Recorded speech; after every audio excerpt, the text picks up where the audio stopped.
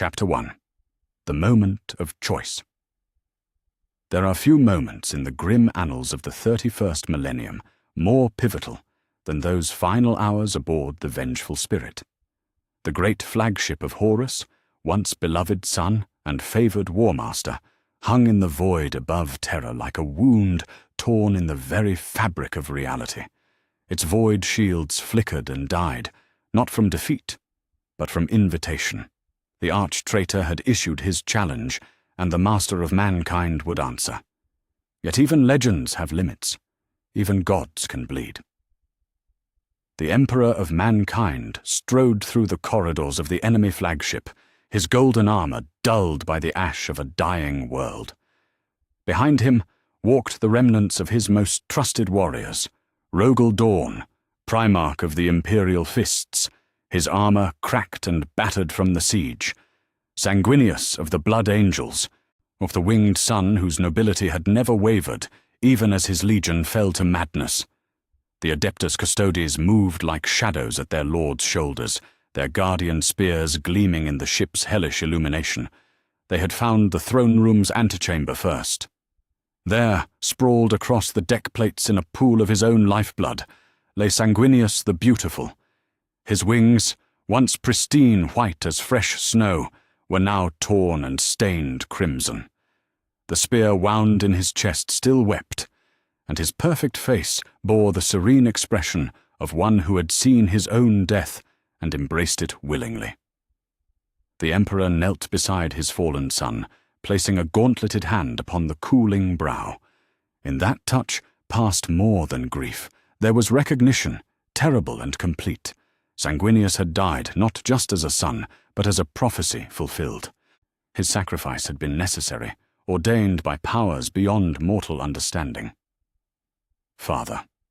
The voice that echoed from the throne room beyond was familiar yet wrong, beloved yet corrupt.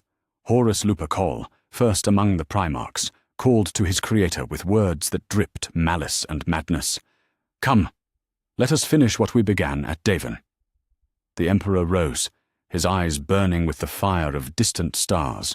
He had seen this moment in 1,000 visions, witnessed it across the branching paths of possibility. In every version, it ended the same way, with blood, with sorrow, with a throne of gold that would become a prison for 10,000 years. But not this time. The master of mankind stepped across the threshold into the throne room, and for the first time in his long existence, he opened his mind not to the light of reason, but to the shadows of necessity. The chamber beyond was a cathedral of corruption. Brass and bone adorned the walls in patterns that hurt to perceive. The air itself seemed thick with the weight of chaos, pressing down upon reality like a tumor in the galaxy's flesh. At the center of it all, upon a throne wrought from the suffering of worlds, sat Horus. The War Master rose to greet his father. Once he had been beautiful, as only a primarch could be, noble of bearing, perfect of form, possessed of a charisma that could inspire billions to die in his name. The gods of the warp had kept that beauty, twisted it, made it terrible. His armor was no longer the pristine white of the lunar wolves, but the deep black of the sons of Horus, adorned with the eye of chaos and wreathed in unholy fire. His face bore the same features the emperor remembered from happier days, yet behind his eyes danced the malevolent intelligence of 4 divine entities who had claimed him as their champion. "My wayward son," the emperor said, his voice carrying across the chamber with the weight of absolute authority. "You have fallen far from the light I gave you." Horus laughed, and the sound was like breaking glass. "Light, father? What light was there in your lies? You spoke of truth while consorting with the very powers you claimed did not exist. You preached the imperial truth while bargaining with entities older than mankind's first breath." He gestured to the corruption around them with one taloned hand. "At least the gods of chaos are honest in their appetites." The emperor stepped forward, his massive form radiating power that made the air itself tremble. "They offer you nothing but slavery dressed as freedom, Horus. I offer humanity dominion over its own destiny." "Through tyranny," Horus spat, "through the crushing of every world that dared dream of independence, through the genocide of races whose only crime was existing in your path." His eyes blazed with fury that was not entirely his own. "I have seen what your dominion truly means, Father. I have witnessed the future you would build. 10,000 years of stagnation, of suffering, of blind worship offered to a body upon a golden throne." The words struck deeper than any blade. The Emperor felt the weight of prophecy, the terrible knowledge that Horus spoke not just accusations, but truths yet to come. In the branching paths of time, now he had seen it all, the age of apostasy, the reign of blood, the endless wars fought in his name by those who had forgotten his vision of reason and enlightenment. Yet even as that future pressed upon his consciousness, the Emperor felt something else stirring in the depths of the Imperium. Across the galaxy, billions of human souls cried out in desperation and faith. Soldiers dying on 1,000 battlefields whispered his name as they faded away in the mud. Children in bombed-out habs prayed to the golden throne for salvation. Pilgrims walked barefoot across desert worlds, carrying his image as a banner against the dark. And in that moment of cosmic awareness, the master of mankind made a choice that would echo through the ages. He reached out with his psychic might, not to the pure energies of the warp as he had always done, but to something darker. He touched the collective despair of humanity, the bone-deep certainty that only absolute order could save them from the chaos that threatened to consume all. He drew upon their need for a tyrant, their desperate hunger for someone strong enough to make the hard choices they could not bear to make themselves. He embraced their willing surrender of freedom in exchange for the promise of security. The Emperor had always been mankind's guardian and guide. Now, for the first time, he allowed himself to become their god. Power flooded through him like molten gold. Not the clean psychic energy he had wielded for millennia, but something new, something vast and terrible, and tinged with the very chaos he had always opposed. Yet this was not corruption. This was transformation.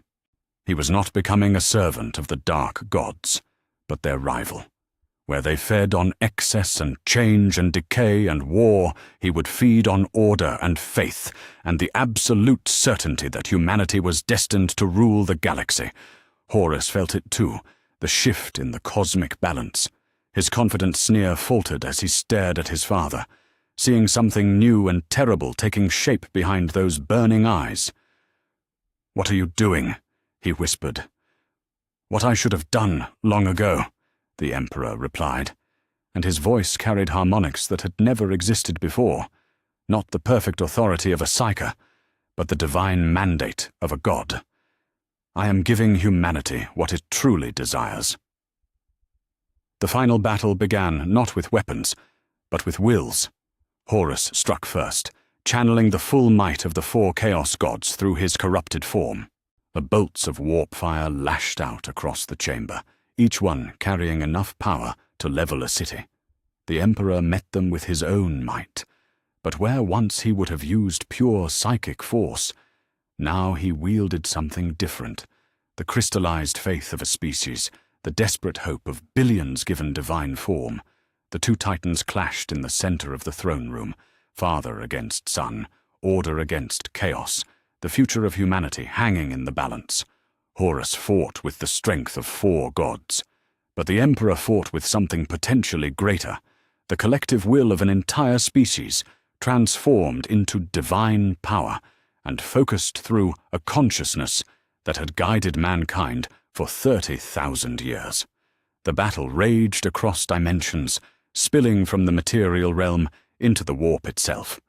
In the Imperium, the 4 chaos gods watched with growing unease as their champion struggled against an enemy who no longer fought according to the old rules. This was not the sterile atheism of the imperial truth, nor the cold logic of the Webway project. This was something new and terrible, order made manifest, tyranny given divine sanction, hope twisted into a weapon of absolute control. Horus began to weaken.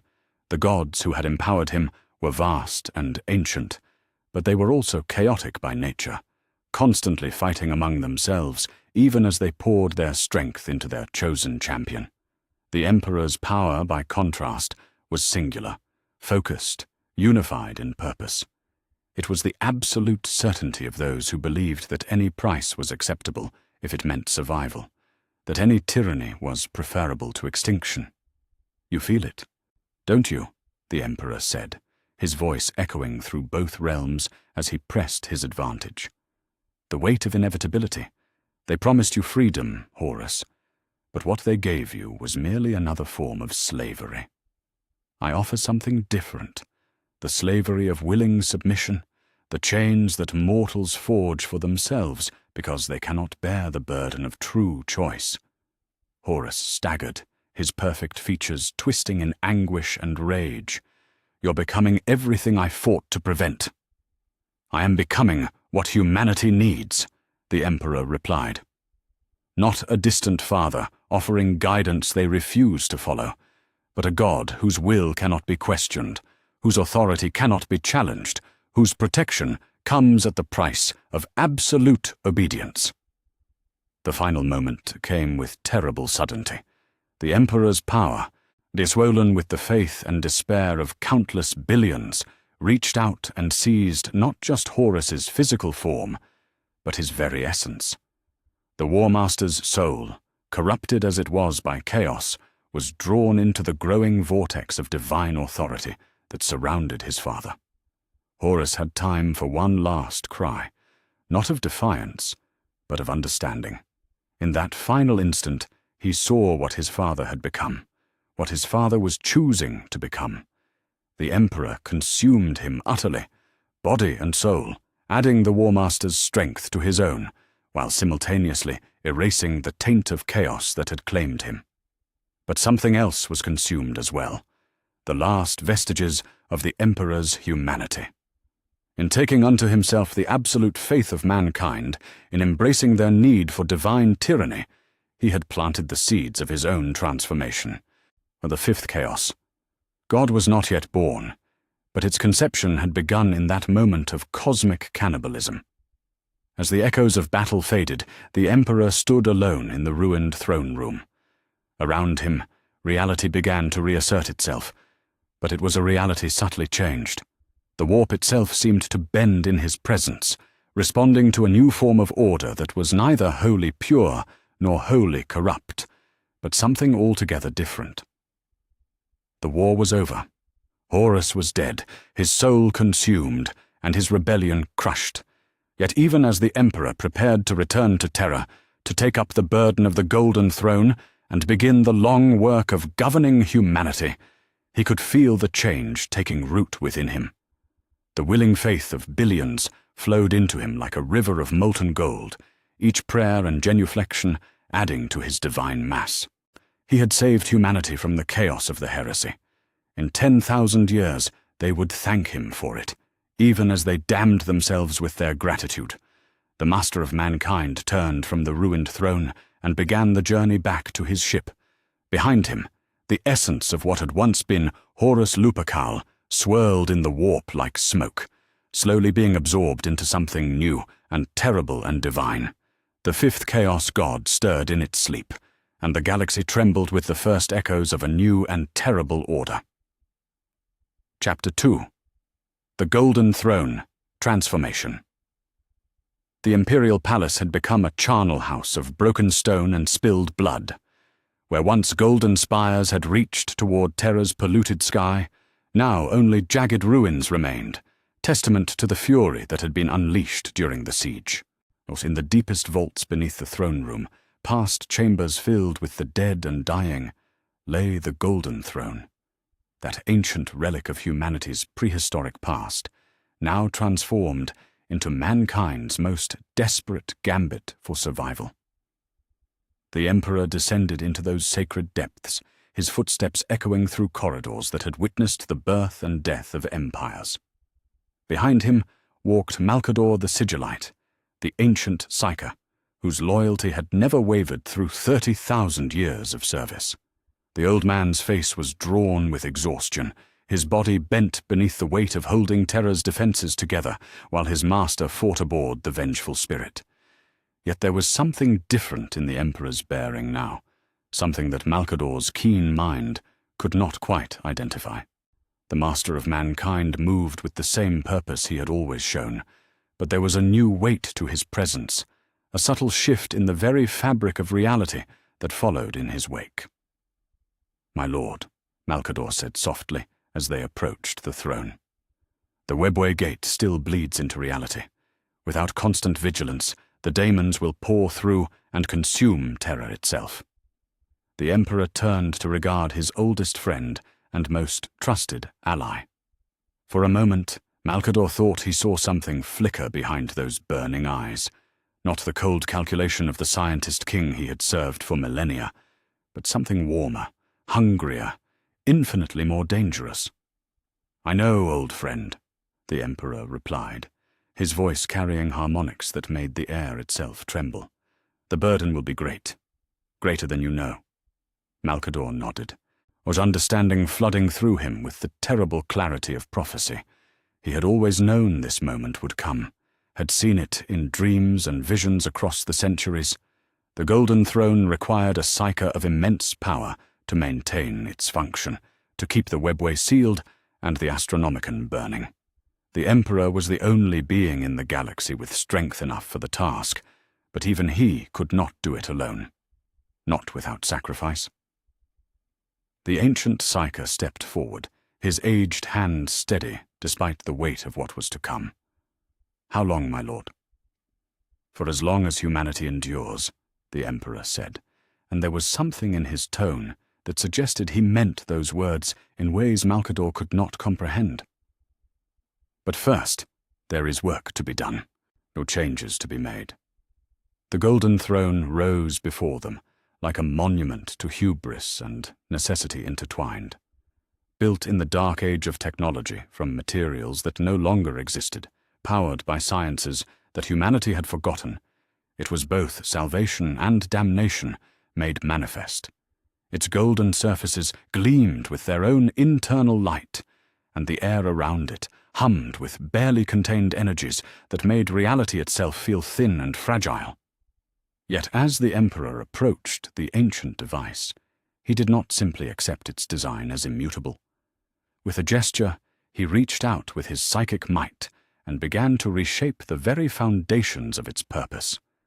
Where once it had been a simple amplifier for psychic energy, now it became something subtly different, not just a throne for a psyche king, but an altar for a god.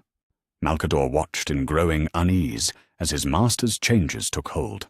The throne's golden surfaces began to shift and flow like liquid metal, new conduits forming, while others sealed themselves shut. The psychic resonance that emanated from the device grew deeper, more complex, attuned to frequencies that had never existed before.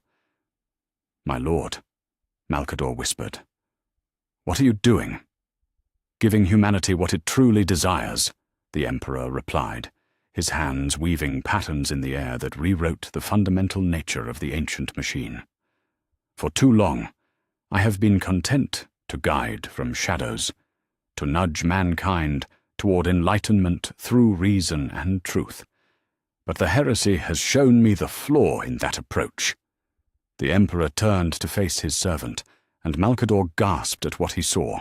The master of mankind's features were unchanged, yet there was something behind them now that had never been there before. The weight of absolute divine authority, the terrible certainty of one who had transcended the boundaries between mortal and God. "They do not want guidance, old friend," the Emperor continued. "They want worship. They do not want truth. They want faith. They do not want freedom. They want the certainty that comes from absolute submission to an absolute authority." Malcador felt his breath catch in his throat. "My lord, you speak of tyranny. I speak of necessity," the Emperor replied, and his voice now carried the weight of cosmic law. The galaxy is vast and dark and full of horrors that would devour humanity without thought or mercy. Against such enemies, enlightenment is a luxury we can no longer afford.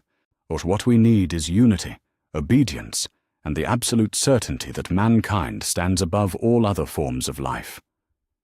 As the Emperor spoke, the changes to the Golden Throne accelerated. The ancient device was becoming something new, something that would serve not just as a life support system, but as a focal point for the transformation that was beginning within its master. The Astronomicon would still burn, but it would burn with a different fire. Not the pure light of human psychic potential, but the golden radiance of divine mandate. "And you, my faithful Malkador," the Emperor said, extending one gauntleted hand toward his oldest friend, "will be the first to contribute to this great work." The ancient psyker understood then what was being asked of him. Not just his life, not just his strength, but something more fundamental. His willing participation in the birth of a new kind of God. For a moment, he hesitated, seeing in that gesture the end of everything he had believed in, the transformation of his beloved master into something that might save humanity but would certainly damn it. Yet what choice was there? The Webway Gate still bled chaos into reality. The Astronomicon required power to burn. Humanity needed protection, and if the price of that protection was the transformation of their protector into a tyrant god, then perhaps that was a price worth paying. Malkador reached out and took the Emperor's hand. The power that flowed between them was unlike anything the ancient psyker had ever experienced. It was not the clean, pure energy of the warp that he had wielded for millennia, but something more complex, more nuanced. He felt his life force being drawn away, but it was not simply consumed. It was transformed, refined, made into something greater than the sum of its parts. As Malkador's strength ebbed, he felt the Emperor growing stronger, not just in power, but in nature itself. The master of mankind was drinking deep of faith and loyalty, and the willing sacrifice of those who loved him, transforming those emotions into the foundation stones of divinity. "I see it now," Malkador whispered, as his ancient body began to crumble. Not corruption, but evolution. Not damnation, but transcendence. The Emperor caught his falling friend, cradling the ancient form with a gentleness that belied the cosmic forces at work around them. "You see truly, old friend, and your sacrifice will be remembered when the stars themselves grow cold." Malkador smiled as his consciousness began to fade. "See that it is, my lord. See that they all remember." The ancient psyker's body turned to ash and scattered on winds that existed only in the imperium, but his essence didn't fade. Instead, it was drawn into the Golden Throne itself, becoming part of the foundation upon which the Emperor's new nature would be built. The first offering to the fifth god, willing and pure and completely devoted to the vision of humanity, triumphant. The Emperor rose from the ashes of his oldest friend and turned toward the Golden Throne. But he did not ascend it immediately. First, there were other changes to be made, other preparations to be completed. Across Terra, was in the ruins of hive cities and the wreckage of noble palaces, survivors were already beginning to whisper his name with a reverence that bordered on worship. The soldiers who had fought in the siege spoke of golden light that had appeared at the moment of greatest despair, of strength that had flowed into their ranks when all hope seemed lost. The civilians who had huddled in bunkers during the bombardment told stories of visions that had comforted them in their terror, a figure of infinite authority, promising that all would be well if they simply had faith. The Emperor felt those whispers, those prayers, those desperate hopes, and he drew them into himself like a man drawing breath. Each word of worship strengthened him, each act of faith adding to the divine mass that was building within his consciousness. He had tasted this power during his battle with Horus, But now he began to understand its true potential. Humanity did not just want a protector, they wanted a god. And if that was what they truly desired, then that was what he would become. The changes to the Golden Throne were complete. Where once it had been a machine designed to amplify psychic power, now it was something far more sophisticated, a divine chrysalis that would nurture his transformation while simultaneously serving the practical needs of the Imperium. The Astronomicon would burn brighter than ever, but its light would carry with it the weight of absolute authority. The webway gate would remain sealed, but the power that held it closed would flow from faith as much as psychic might. The Emperor ascended to the throne and settled into its embrace. As the ancient mechanisms engaged around him, he felt the full weight of his new purpose settle upon his shoulders. 10,000 years stretched ahead of him, 10 millennia of slow transformation, of gathering faith, of becoming the god that humanity's darkest needs demanded. In the ruins above, the first generation of survivors began to rebuild. But they rebuilt with a difference.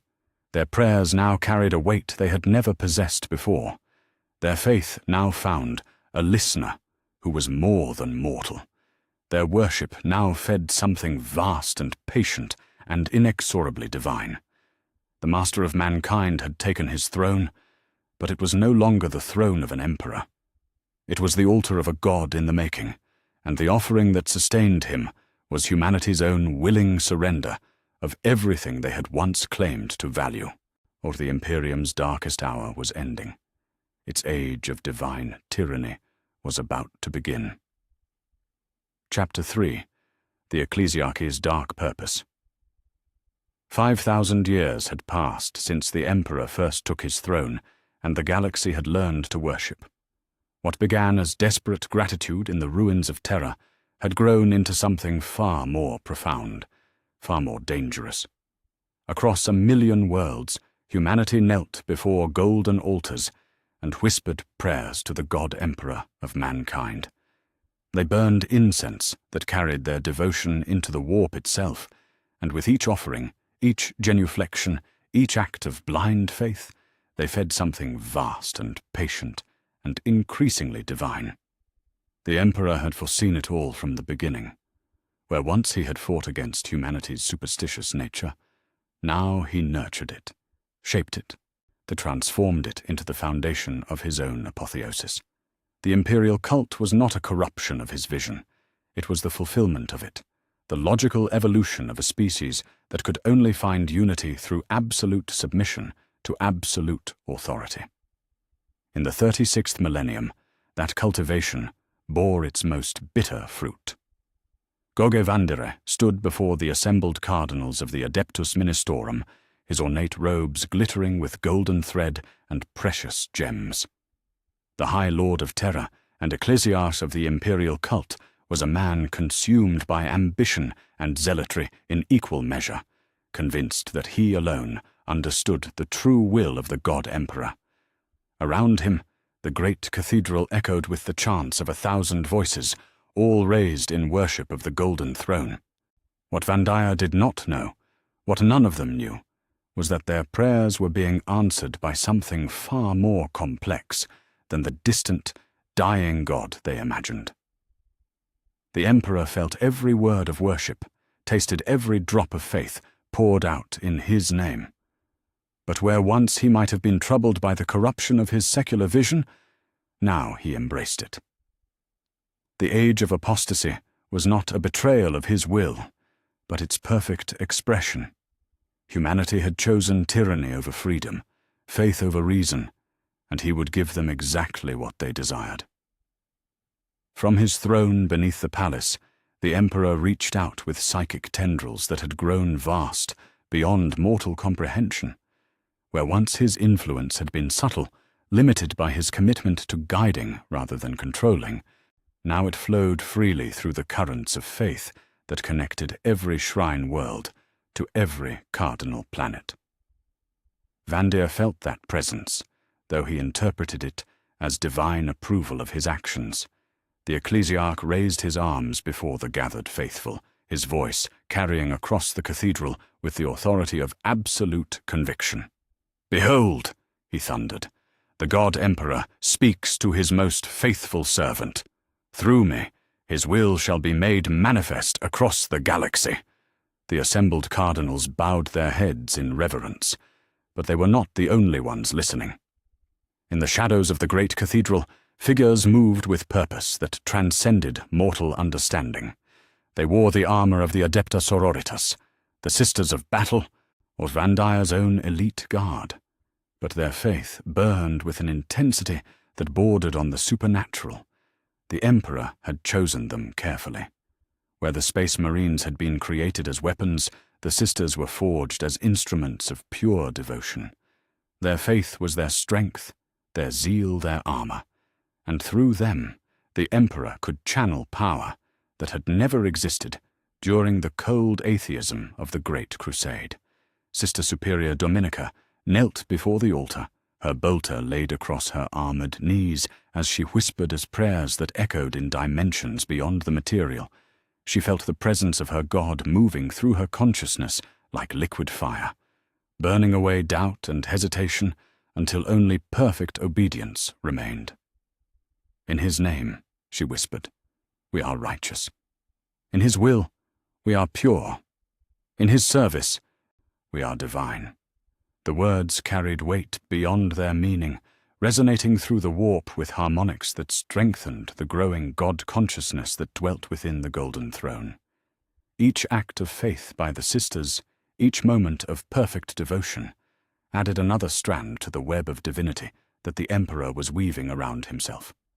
Yet even as Vandire reveled in his power, even as the Sisters burned with holy purpose, the Emperor's plans moved beyond their understanding. The age of apostasy was not meant to last forever. It was a crucible, a period of testing that would forge humanity's faith into something pure enough to serve his ultimate purpose. The change began on a world called Dimmermar, where a young priest named Sebastian Thor first heard the voice of the God Emperor speaking directly into his mind. But it was not the same presence that whispered to Vandire's megalomaniacal ambitions. This was something different, colder, more calculated, infinitely more divine. "Rise, Sebastian Thor," the voice commanded, and the priest felt the weight of cosmic authority settling upon his shoulders like a mantle of stars. "You shall be my instrument of reformation." Thor fell to his knees, overwhelmed by the magnitude of what was being asked of him. He had seen the corruption that festered at the heart of the ecclesiarchy, the way faith had been perverted into a tool for personal aggrandizement. Yet now he understood that even that corruption served a greater purpose. "What would you have me do, my Emperor?" he whispered. "Cleanse my church," came the reply, and Thor felt the divine will flowing through him like molten gold. "Make it worthy of the godhood that awaits." Across the galaxy, similar revelations occurred. On 100 worlds, priests and cardinals found themselves touched by a presence that was unmistakably divine, yet somehow different from the distant, suffering God they had been taught to worship. This was not the Emperor of the Imperial Truth, nor the dying martyr of the Golden Throne, but something new and terrible and infinitely more powerful. The Thorian faction. Those radical theologians who preached the possibility of the Emperor's resurrection found their beliefs validated in ways they had never expected. But the God they helped to awaken was not the same being who had died 10 millennia ago. This was something evolved, transformed by eons of worship and the willing sacrifice of human faith. The Cardinal Astra Telepathica. Malacia knelt in her private chapel, surrounded by the skulls of 1,000 psychers who had given their lives to maintain the Astronomicon. Yet as she prayed, she began to understand that those deaths had served a purpose beyond mere practicality. Each sacrifice had been an offering, each life a building block in the construction of something vast and divine. "I see it now," she whispered, her aged hands trembling as revelation flooded through her consciousness. Not death, but transformation. not ending, but ascension. The Emperor's influence spread through the warp like ripples on a cosmic pond, where once the barrier between the material and immaterial had been maintained through purely psychic means. Now it was reinforced by the absolute faith of billions. The webway gate beneath the palace no longer strained against his power. Instead, it was held closed by the collective will of every human who truly believed in his divinity. Living saints began to manifest more frequently across the Imperium, but they were not the pure servants of light that the faithful expected. These were extensions of the Emperor's evolved consciousness, beings that carried within them the weight of divine authority and the terrible certainty of absolute truth. They spoke of redemption through submission, of salvation through obedience, of a future where humanity would stand supreme over all creation. Saint Arabella the Golden appeared before a gathering of Black Templars on the fortress world of Eschaton. Her form blazed with light that hurt to look upon directly, and her voice carried harmonics that resonated in the deepest chambers of the human soul. "Faithful servants of the God Emperor," she declared, her words carrying across the assembled Space Marines with the weight of divine commandment. "Know that your zeal burns bright in his sight. Yet greater trials await, greater devotion will be required." The Black Templars knelt as one before this vision of divine authority, their zealotry finding perfect expression in submission to absolute power. These were warriors who had never accepted the Codex Astartes, who had maintained the old ways of total commitment to their cause. Now they found that cause elevated beyond mere duty into the realm of the sacred. For Chapter Master Sigismund himself, though ancient beyond measure and sustained only by faith and stubborn will, felt the presence of his God moving through the assembled warriors. This was what they had always fought for, what they had always believed in. Not the cold atheism of the imperial truth, but the warm certainty of divine protection and divine mandate. Cardinal worlds became focal points for the Emperor's growing influence, their populations transformed into vast congregations whose every breath was a prayer, whose every action was an act of worship. On Ophelia 7, the ecclesiarchy's seat of power, cathedrals rose that defied conventional understanding of architecture and engineering.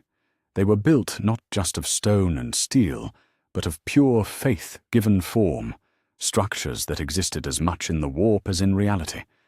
The Emperor watched it all from his throne. His consciousness expanded far beyond the boundaries of mortal flesh.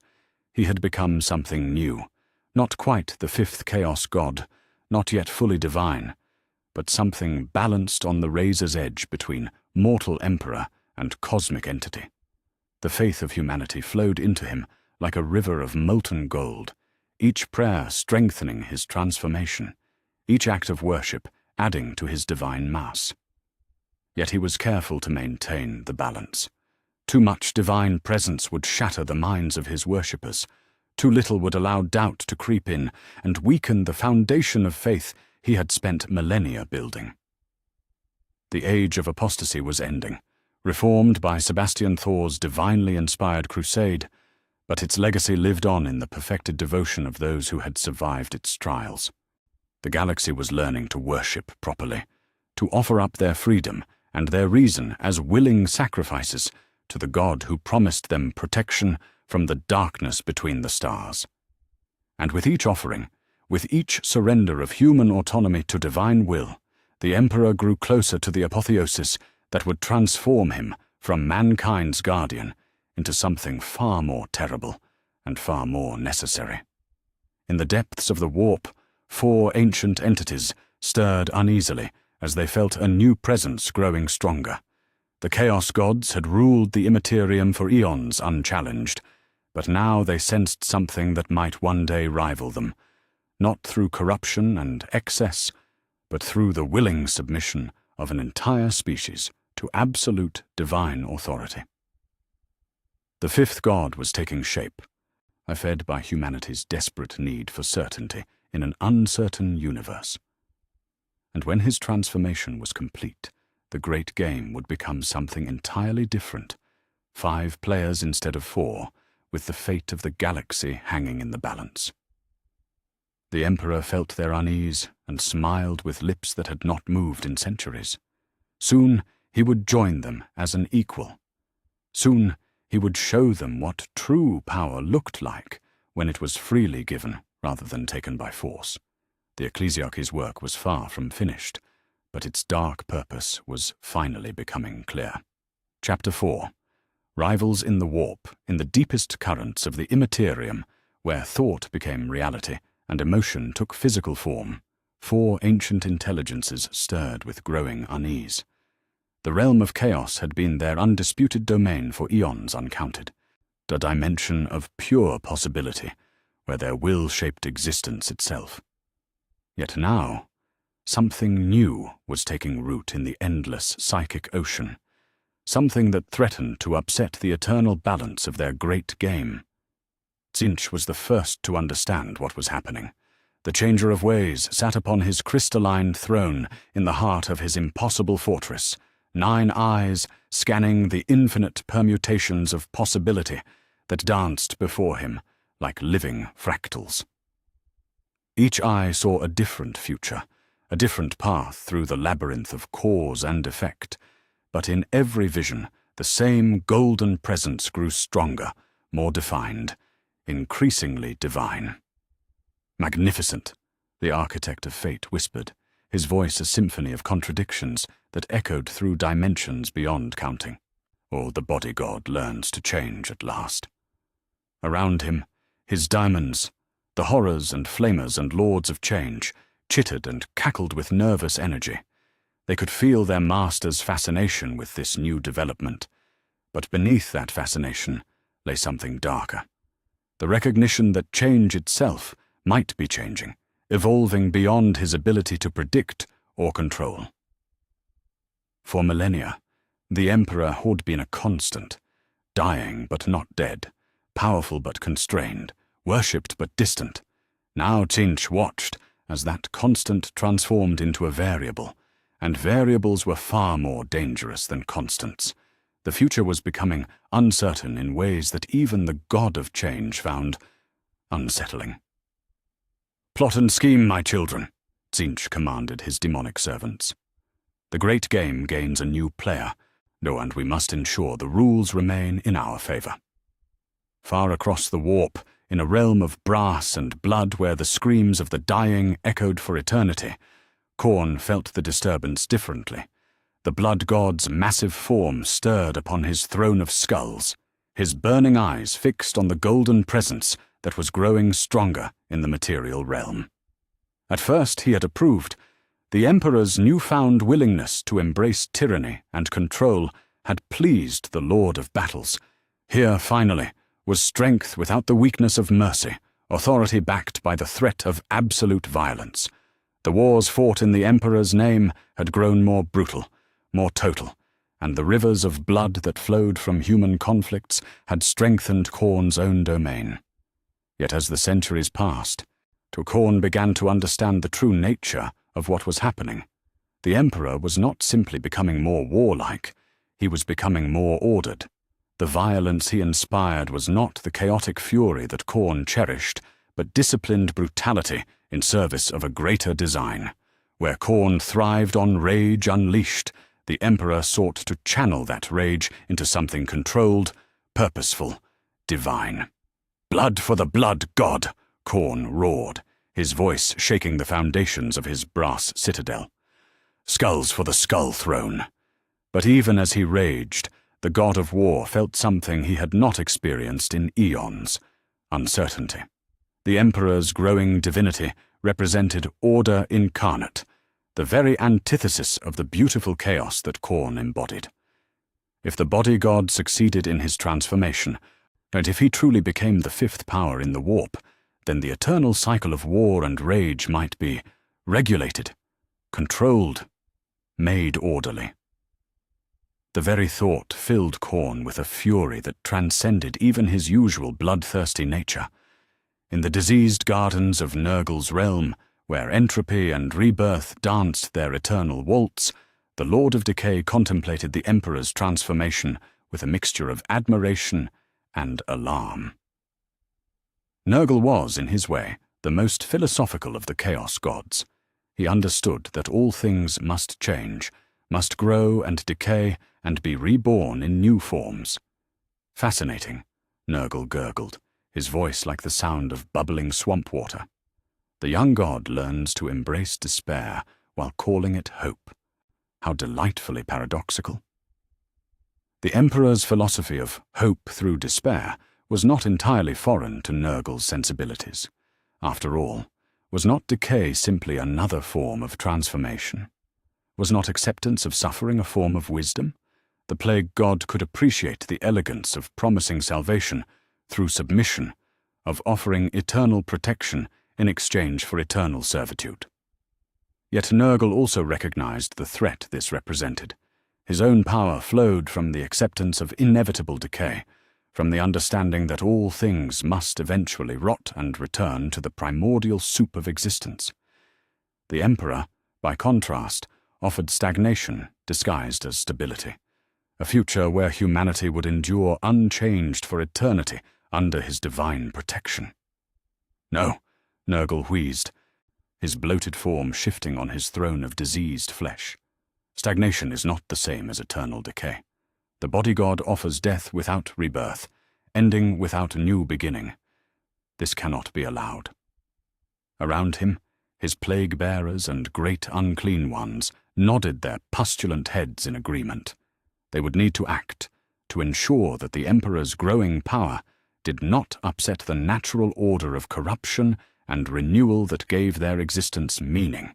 In the palace of pleasures that existed at the heart of the Dark Prince's realm, Slaanesh regarded the Emperor's transformation with a mixture of disdain and growing concern.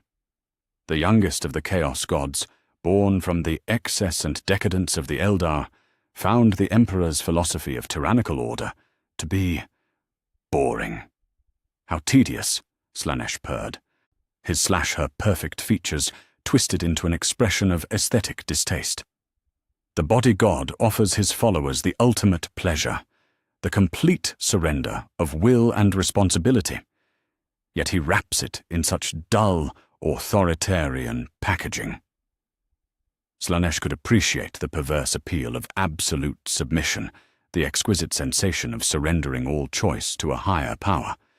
In its way, the Emperor's offer of divine protection in exchange for complete obedience was itself a form of excess, the ultimate indulgence in the fantasy of having no agency, no responsibility, no need to make difficult decisions.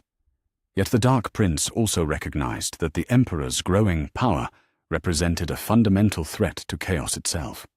Where Slaanesh thrived on the pursuit of new experiences, new sensations, new forms of excess, the Emperor offered his followers the comfort of never needing to change, never needing to grow, never needing to risk the pain that came with genuine experience. Monotony masquerading as salvation, Slaanesh whispered, his slash-her voice carrying harmonics of pure sensation. We cannot allow such mediocrity to spread. The four gods had reached their individual conclusions, but it was Tzeentch who first proposed united action. Through the swirling currents of the warp, he reached out to his eternal rivals, his voice carrying across the impossible distances between their domains. Brothers and sister, the Changer of Ways spoke, his words reshaping reality as they traveled. We face a new challenge. The body god grows stronger, and his strength comes not from chaos but from its opposite, from order, from certainty, to from the willing surrender of change itself. Khorne's response was immediate and predictably violent. Then we destroy him. We tear down his golden throne and scatter his atoms across the void. It is not so simple, Nurgle interjected, his voice heavy with the wisdom of ages. The body god draws his power from the faith of mortals. To destroy him, we would need to corrupt that faith, to turn it against itself. Or, Slaanesh added with silky malice, we could simply ensure that our own servants grow strong enough to challenge his champions in the material realm. It was Tzeentch who synthesized their approaches into a coherent strategy. All paths lead to the same destination. We must act through our servants, corrupt more Space Marines, empower our champions, or ensure that the Black Legion strikes deeper and harder than ever before. In the material galaxy, the effects of this divine conspiracy began to manifest almost immediately. Abaddon the Despoiler, War Master of Chaos and Master of the Black Legion, felt the touch of 4 divine hands upon his consciousness as he planned his next assault upon the Imperium. The War Master stood in the command chamber of his flagship, the Vengeful Spirit, the same vessel where his Gene father had fallen to the Emperor so long ago. Around him, the greatest champions of chaos gathered in council: Khan the Betrayer, favored of Khorne, Ahriman of the 1,000 Suns, servant of Tzeentch, Typhus the Traveller, champion of Nurgle, and Lucius the Eternal, beloved of Slaanesh. "The time has come," Abaddon declared, his voice carrying the authority of one who spoke for all 4 gods, to strike at the heart of the Imperium. The body god grows too strong, too confident in his golden palace. We must remind the galaxy that chaos is eternal, that order is merely an illusion waiting to be shattered. Yet even as Abaddon spoke of destroying the Emperor's works deeper in the Eye of Terror, other powers stirred. The demon Primarchs, those fallen sons of the Emperor who had embraced chaos fully, began to receive visions that filled them with unease. Magnus the Red, the Crimson King, saw his father not as the dying god he had known, but as something transformed, evolved, terrible in its perfect authority. In his visions, the Emperor no longer sat upon the golden throne as a prisoner of necessity, but as a god ascending to true divinity. Mortarion, the Death Lord, felt the corruption that sustained him recoil from the growing presence of absolute order that emanated from Terra. His plagues seemed weaker, his diseases less virulent, as if something was immunizing the galaxy against the gifts of chaos. Fulgrim, the Phoenician, found his perfect senses overwhelmed by visions of golden light that burned away all sensation except the crushing weight of divine authority. In those visions, he saw humanity not as individuals pursuing their own desires, but as a single organism united in perfect, mindless worship. Angron, the Red Angel, raged against chains he could not see, sensing that somewhere in the galaxy his father was forging new bonds that would make his old tyranny seem like freedom by comparison. Even Lorgar, the bearer of the word, felt doubt creeping into his once unshakable faith.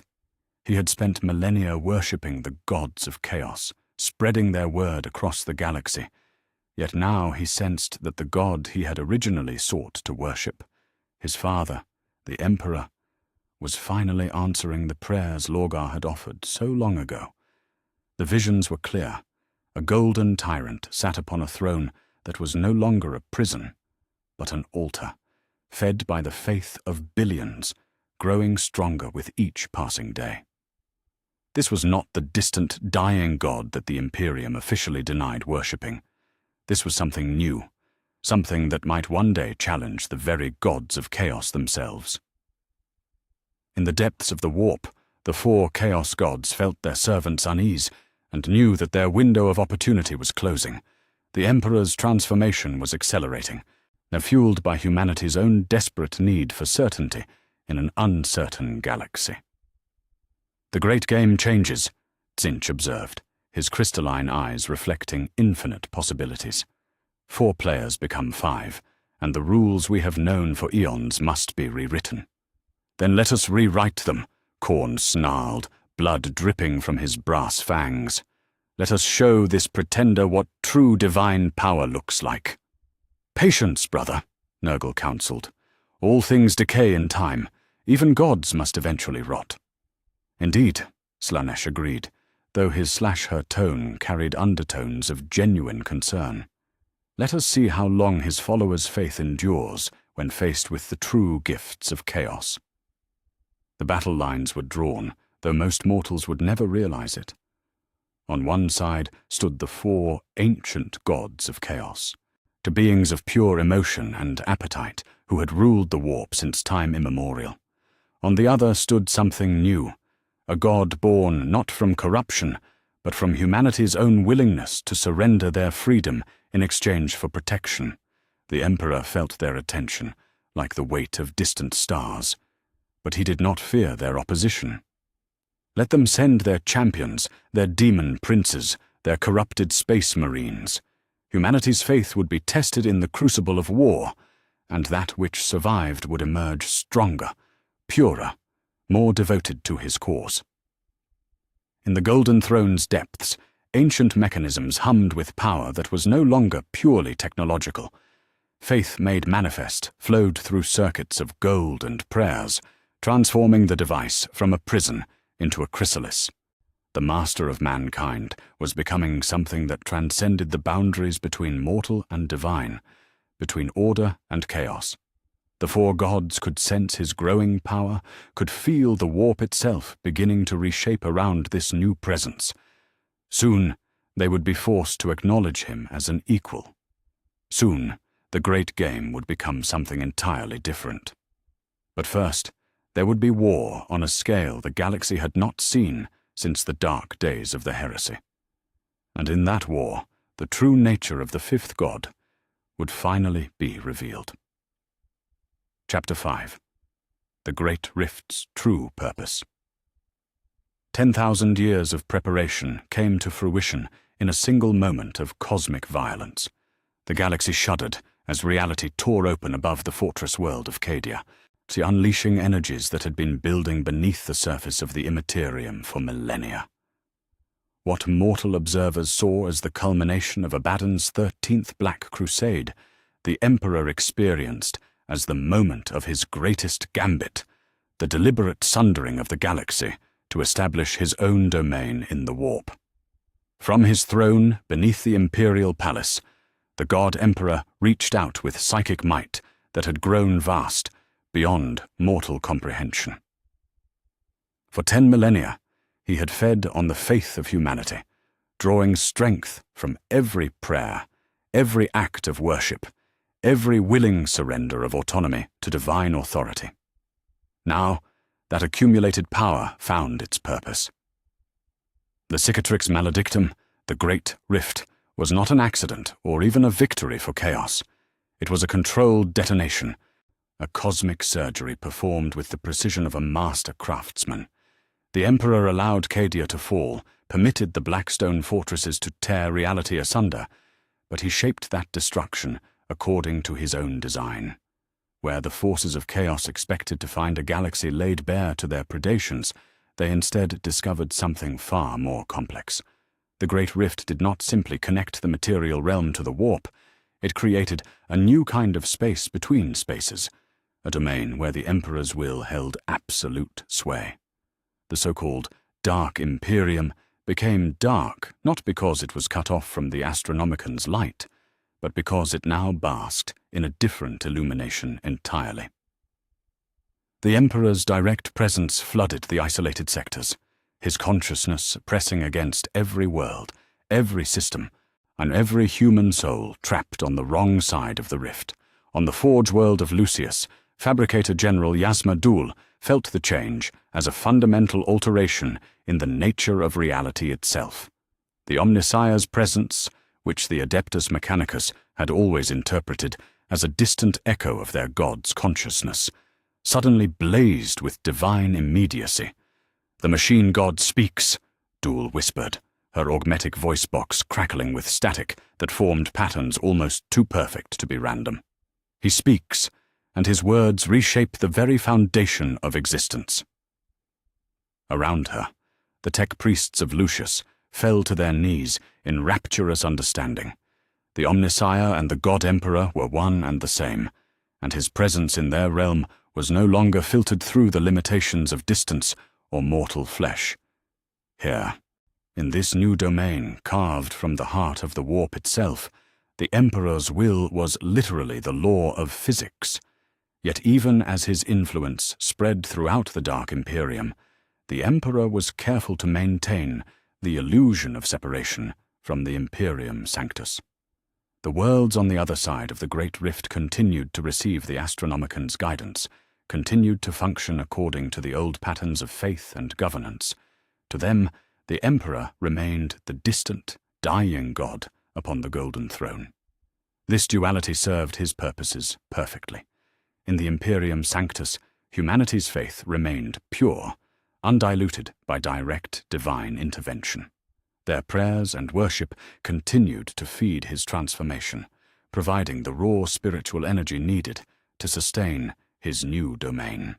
In the dark Imperium, that same faith was transformed into something more immediate, more tangible, a reality where belief literally reshaped the laws of existence. The first sign of his true intentions came with the return of Robout Guilliman.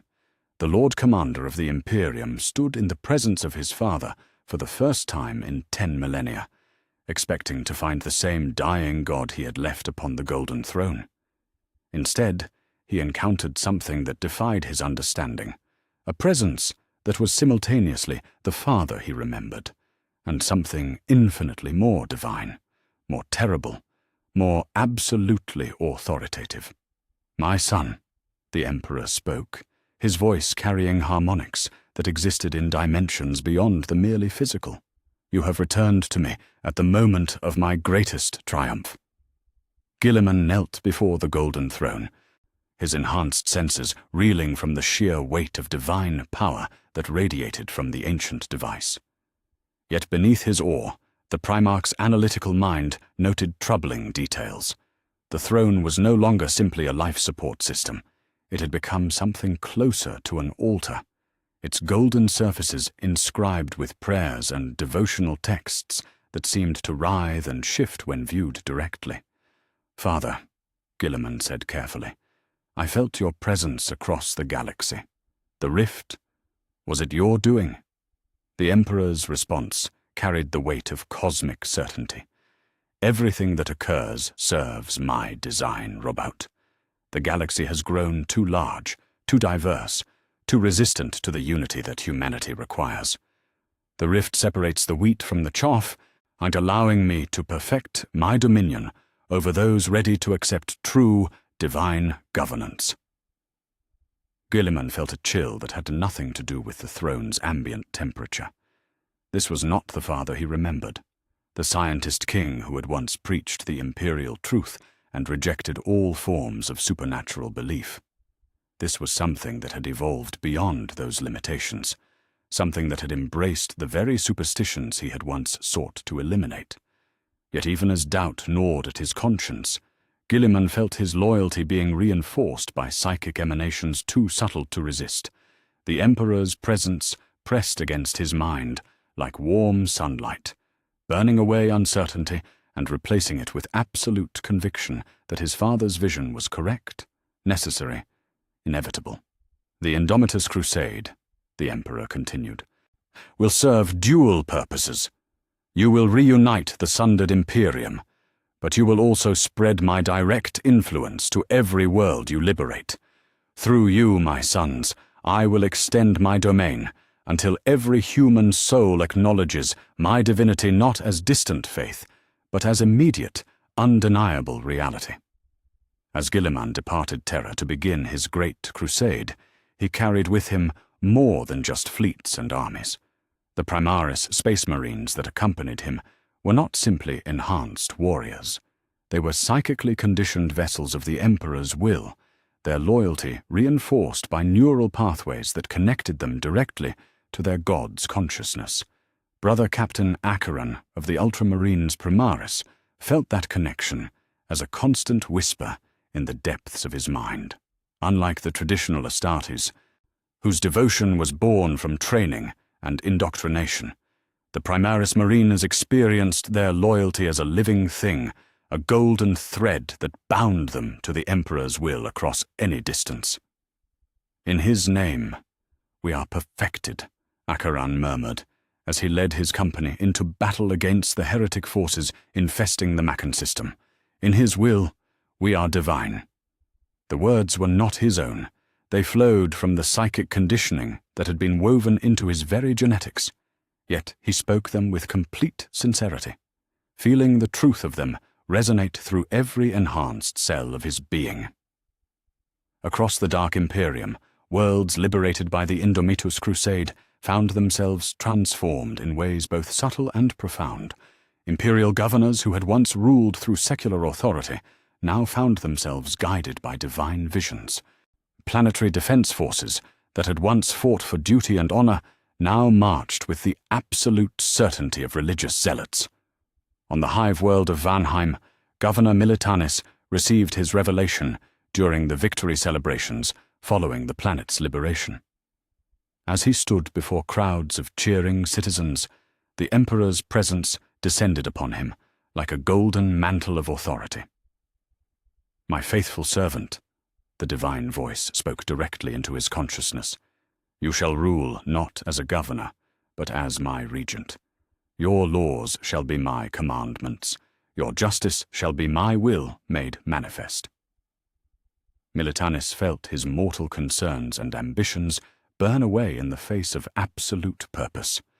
The complex art of planetary governance, with its endless compromises and political calculations, now simplified into something pure and clear, the implementation of divine will.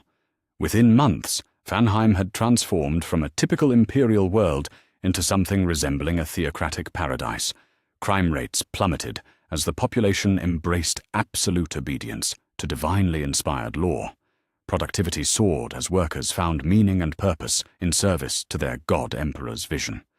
Dissent simply ceased to exist, not through oppression, but through the voluntary surrender of individual will to collective divine purpose. Similar transformations occurred across hundreds of liberated worlds. The pattern was always the same: initial liberation by Guillemon's forces, followed by the gradual implementation of increasingly authoritarian governance, justified by direct divine mandate. The populations did not resist these changes. Indeed, and they welcomed them, finding in absolute submission to divine authority a peace and certainty they had never known under purely secular rule. In the warp, the Emperor's new domain began to take visible shape, where the four chaos gods ruled realms that reflected their essential natures: Khorne's brass citadel, Tzeentch's crystal maze, Nurgle's plague gardens, Slanish's palace of pleasures. The Emperor constructed something altogether different. His realm appeared as a vast, golden fortress city that stretched across impossible distances, its architecture combining the grandest achievements of human civilization with designs that transcended mortal understanding. Towering spires reached toward a sun that burned with the light of pure authority, while perfectly ordered streets carried the souls of the faithful between monuments that celebrated the triumph of order over chaos. Unlike the chaotic realms of the other gods, the Emperor's domain was characterized by absolute perfection. Every building stood in precise mathematical harmony with its neighbors.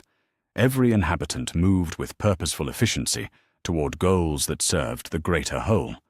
There was no waste, no disorder, no uncertainty. Only the pure expression of divine will made manifest. The souls that found their way to this realm were not the tormented victims that populated the Chaos God's domains, but willing pilgrims who had embraced the Emperor's vision of perfect order. They arrived not through corruption or coercion, but through the voluntary surrender of their individual desires to the collective good. Sainte Celestine herself appeared in this realm, her form blazing with golden light as she led processions of the faithful through streets paved with crystallized prayers. Yet even she had been transformed by the Emperor's evolution. Where once she had been a servant of pure compassion, now she embodied divine authority made militant, love expressed through absolute control. "Rejoice!" she proclaimed to the assembled souls, her voice carrying across the golden city with perfect clarity. "For here is the end of uncertainty, the conclusion of doubt. In his dominion we are perfected. In his will we find eternal purpose." The Emperor felt every word, every gesture, every moment of rapturous submission from his faithful subjects. Their devotion fed his growing divinity, each act of worship adding another layer to the foundation of his cosmic authority. Yet he remained focused on the larger game, the transformation of reality itself. The Great Rift was not simply a tear in space-time, but a wound deliberately inflicted to allow his influence to bleed into the material realm. Through it, he could extend his direct presence to worlds that had never known such immediate divine intervention. The Dark Imperium was becoming something new, not just an empire ruled by a distant god, but a realm where that god's will shaped the very nature of existence. Yet the Emperor was patient. 10,000 years of careful preparation had taught him the value of gradual transformation. The Imperium Sanctus would continue to function according to the old patterns, its faith pure and strong, until the time came to extend his direct dominion across the entire galaxy. The four Chaos Gods watched his growing power with increasing alarm, but they had already been outmaneuvered. The Great Rift, which they had hoped would grant them unprecedented access to the material realm, had instead become the Emperor's gateway to cosmic divinity. In the depths of his golden throne, the master of mankind smiled with lips that had not moved in millennia. The first phase of his great work was complete. He had established his domain, claimed his territory in the warp, and demonstrated to the galaxy what true divine governance could achieve. Soon, very soon, he would be ready to challenge the Chaos Gods directly. And when that moment came, they would discover that order backed by absolute authority was more powerful than any chaos they could unleash. The galaxy was learning a new truth, that freedom was an illusion, that choice was a burden, that peace could only be achieved through the willing surrender of will to perfect divine authority. And with each soul that embraced that truth, the fifth god grew stronger. Chapter 6.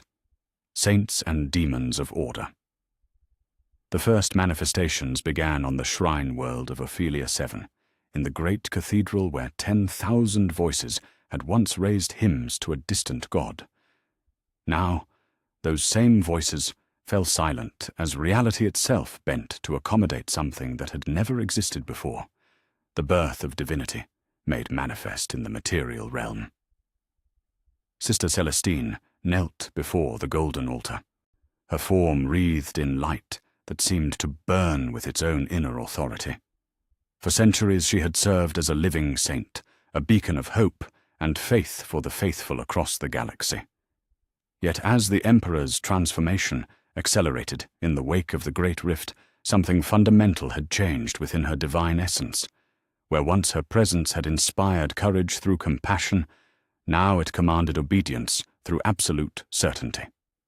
The light that surrounded her no longer warmed, it illuminated with the cold precision of perfect judgment. Her wings, once symbols of angelic mercy, had become instruments of divine law that cut through doubt and hesitation with surgical efficiency. "Rise, my children," she commanded, and her voice carried harmonics that bypassed rational thought entirely. Every soul in the cathedral felt their will align with hers, not through coercion, but through the overwhelming recognition that resistance to such perfect authority was not merely futile, but fundamentally wrong. The assembled faithful rose as one, their movements synchronized with a precision that spoke of minds united in singular purpose. These were no longer individuals choosing to worship. They were components of a greater organism, cells in the body of divine will made manifest. Cardinal Vex, who had served the ecclesiarchy for over 2 centuries, felt tears streaming down his aged cheeks as he experienced the transformation firsthand.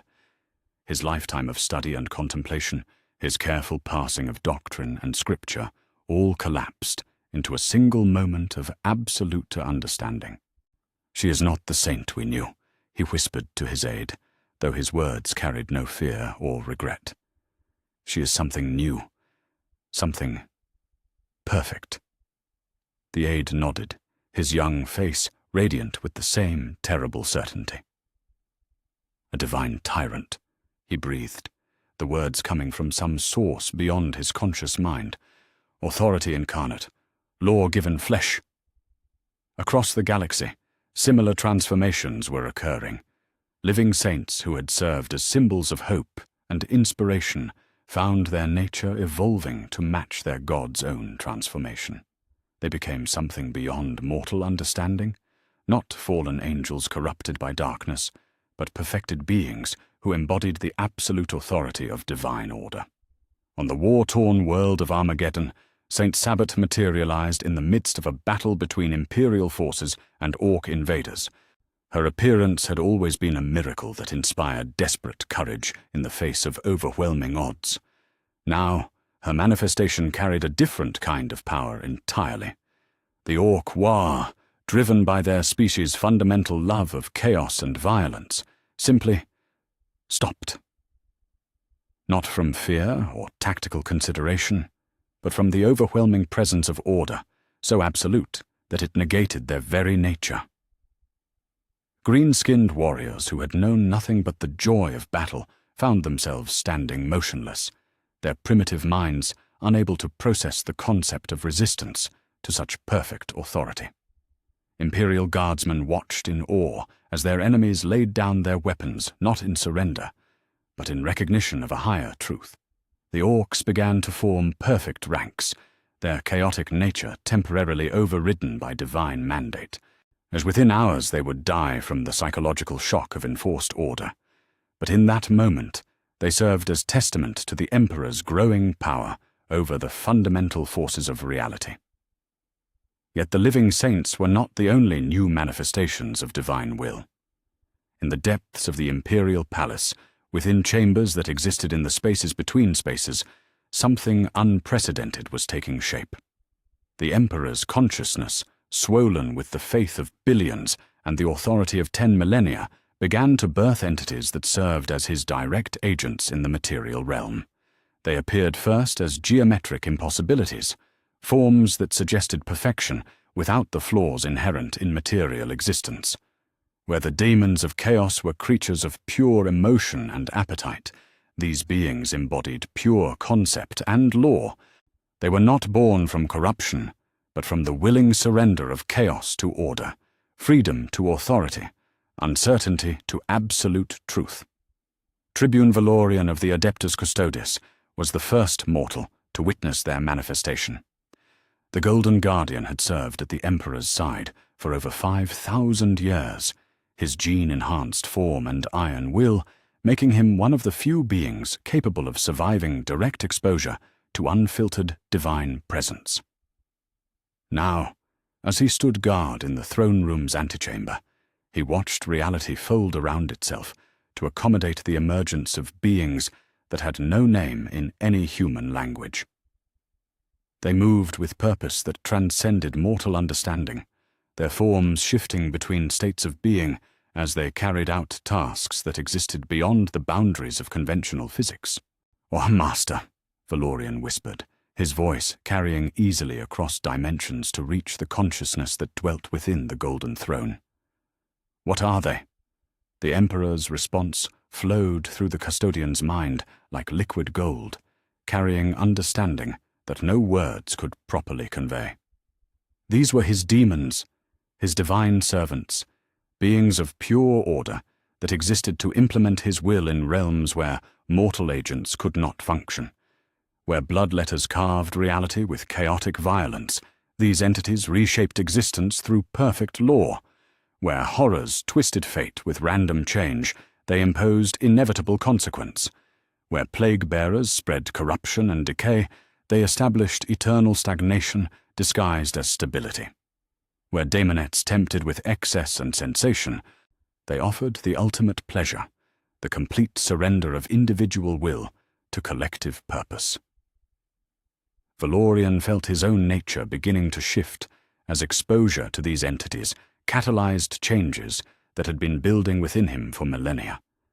The Adeptus Custodes had always been more than mortal, created to serve as the Emperor's companions and guardians. Now, as their master's divinity reached its full flowering, they began to evolve into something that bridged the gap between flesh and spirit, mortal and divine. His golden armor began to emit light of its own, not reflected illumination, but radiance born from the certainty of absolute purpose. His superhuman strength multiplied as divine authority flowed through his enhanced physiology. Most remarkably, his consciousness began to expand beyond the limitations of individual perspective, allowing him to perceive reality from the viewpoint of absolute law. Similar transformations occurred throughout the Custodian Guard. Captain General Trajan Valoris found himself capable of manifesting in multiple locations simultaneously, his presence adapting to wherever the Emperor's will required direct implementation. Shield Captain Adronitis discovered he could perceive the structural flaws in reality itself, identifying points where chaos threatened to intrude upon divine order. Yet these changes were not limited to the Emperor's most elite servants. Across the Imperium, those whose faith burned brightest began to experience their own evolution. On the world of Krieg, Sister Superior Miria, of the Order of Our Martyred Lady, knelt in prayer within the ruins of a heretical cult's temple. The Death Corps had cleansed the site of its corrupted inhabitants, but Miria's enhanced senses detected the lingering taint of chaotic influence that conventional purification could not remove. As she prayed for guidance, the Emperor's presence descended upon her with overwhelming immediacy. Through her enhanced perception, she could see the threads of corruption that wound through the local population, the subtle influences that would eventually spawn new heresy if left unchecked. "Sister," came a voice that spoke directly into her consciousness, carrying the authority of absolute divine mandate. "You shall lead my purification crusades. Through you, I will cleanse not just heretical actions, but heretical thoughts, not just corrupt deeds, but corrupt potential." Miria rose from her prayers, transformed. Where once she had been a warrior saint dedicated to purging the Emperor's enemies through bolt and blade, now she embodied something far more comprehensive, the power to identify and eliminate the very possibility of heresy before it could manifest. Her first target was the planetary governor himself, a man who had shown no outward signs of corruption, but whose mind harbored doubts about the necessity of absolute faith. Under Miria's enhanced perception, those doubts appeared as literal cancer, spiritual tumors that threatened to metastasize into full rebellion if allowed to fester. The governor's death was not condemned, but surgery, the removal of a diseased element from the body of human civilization. His replacement, a selected through divine revelation rather than political maneuvering, governed with the absolute certainty of one whose thoughts had been perfectly aligned with imperial doctrine. Within months, the entire world had undergone similar purification, not through mass defeat or obvious oppression, but through the careful identification and correction of every thought, every impulse, every fleeting moment of doubt that might eventually threaten the perfect order the Emperor envisioned. The purification crusades spread across the dark Imperium with methodical efficiency. Unlike the wild excesses of traditional imperial purges, these operations were conducted with surgical precision, removing specific threats to cosmic order while leaving the general population not just intact, but improved, cleansed of the uncertainty and moral ambiguity that had plagued humanity since its earliest days. Even Space Marines, those transhuman warriors who had served as the Emperor's finest champions for 10 millennia, found themselves touched by his evolving divinity. Chaplain Cassius of the Ultramarines knelt in his private shrine, surrounded by the skulls of heretics he had dispatched in the Emperor's name, when the vision came. His father appeared not as the distant figure of imperial iconography, but as something immediate and overwhelming, a presence that filled every corner of Cassius's enhanced consciousness with absolute truth. The chaplain saw, with perfect clarity, the futility of the old ways of war, to the inefficiency of conquest through force when conversion through divine authority was so much more elegant. "My son," the Emperor spoke, his words reshaping the very foundations of Cassius's understanding. "You have fought for me with courage and dedication. Now, I offer you the chance to serve in a greater capacity.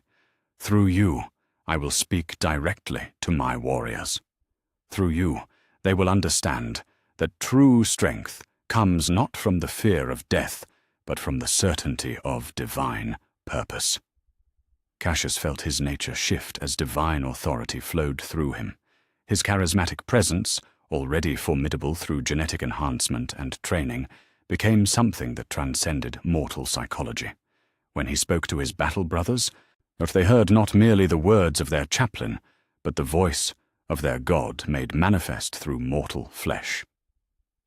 The change spread throughout the Ultramarines chapter with remarkable speed. Where once they had been disciplined warriors following the tactical doctrines of their Primarch, now they became something closer to divine instruments, their actions guided not by strategic consideration, but by the absolute certainty that their cause was righteous beyond question. Similar transformations occurred throughout the Astartes.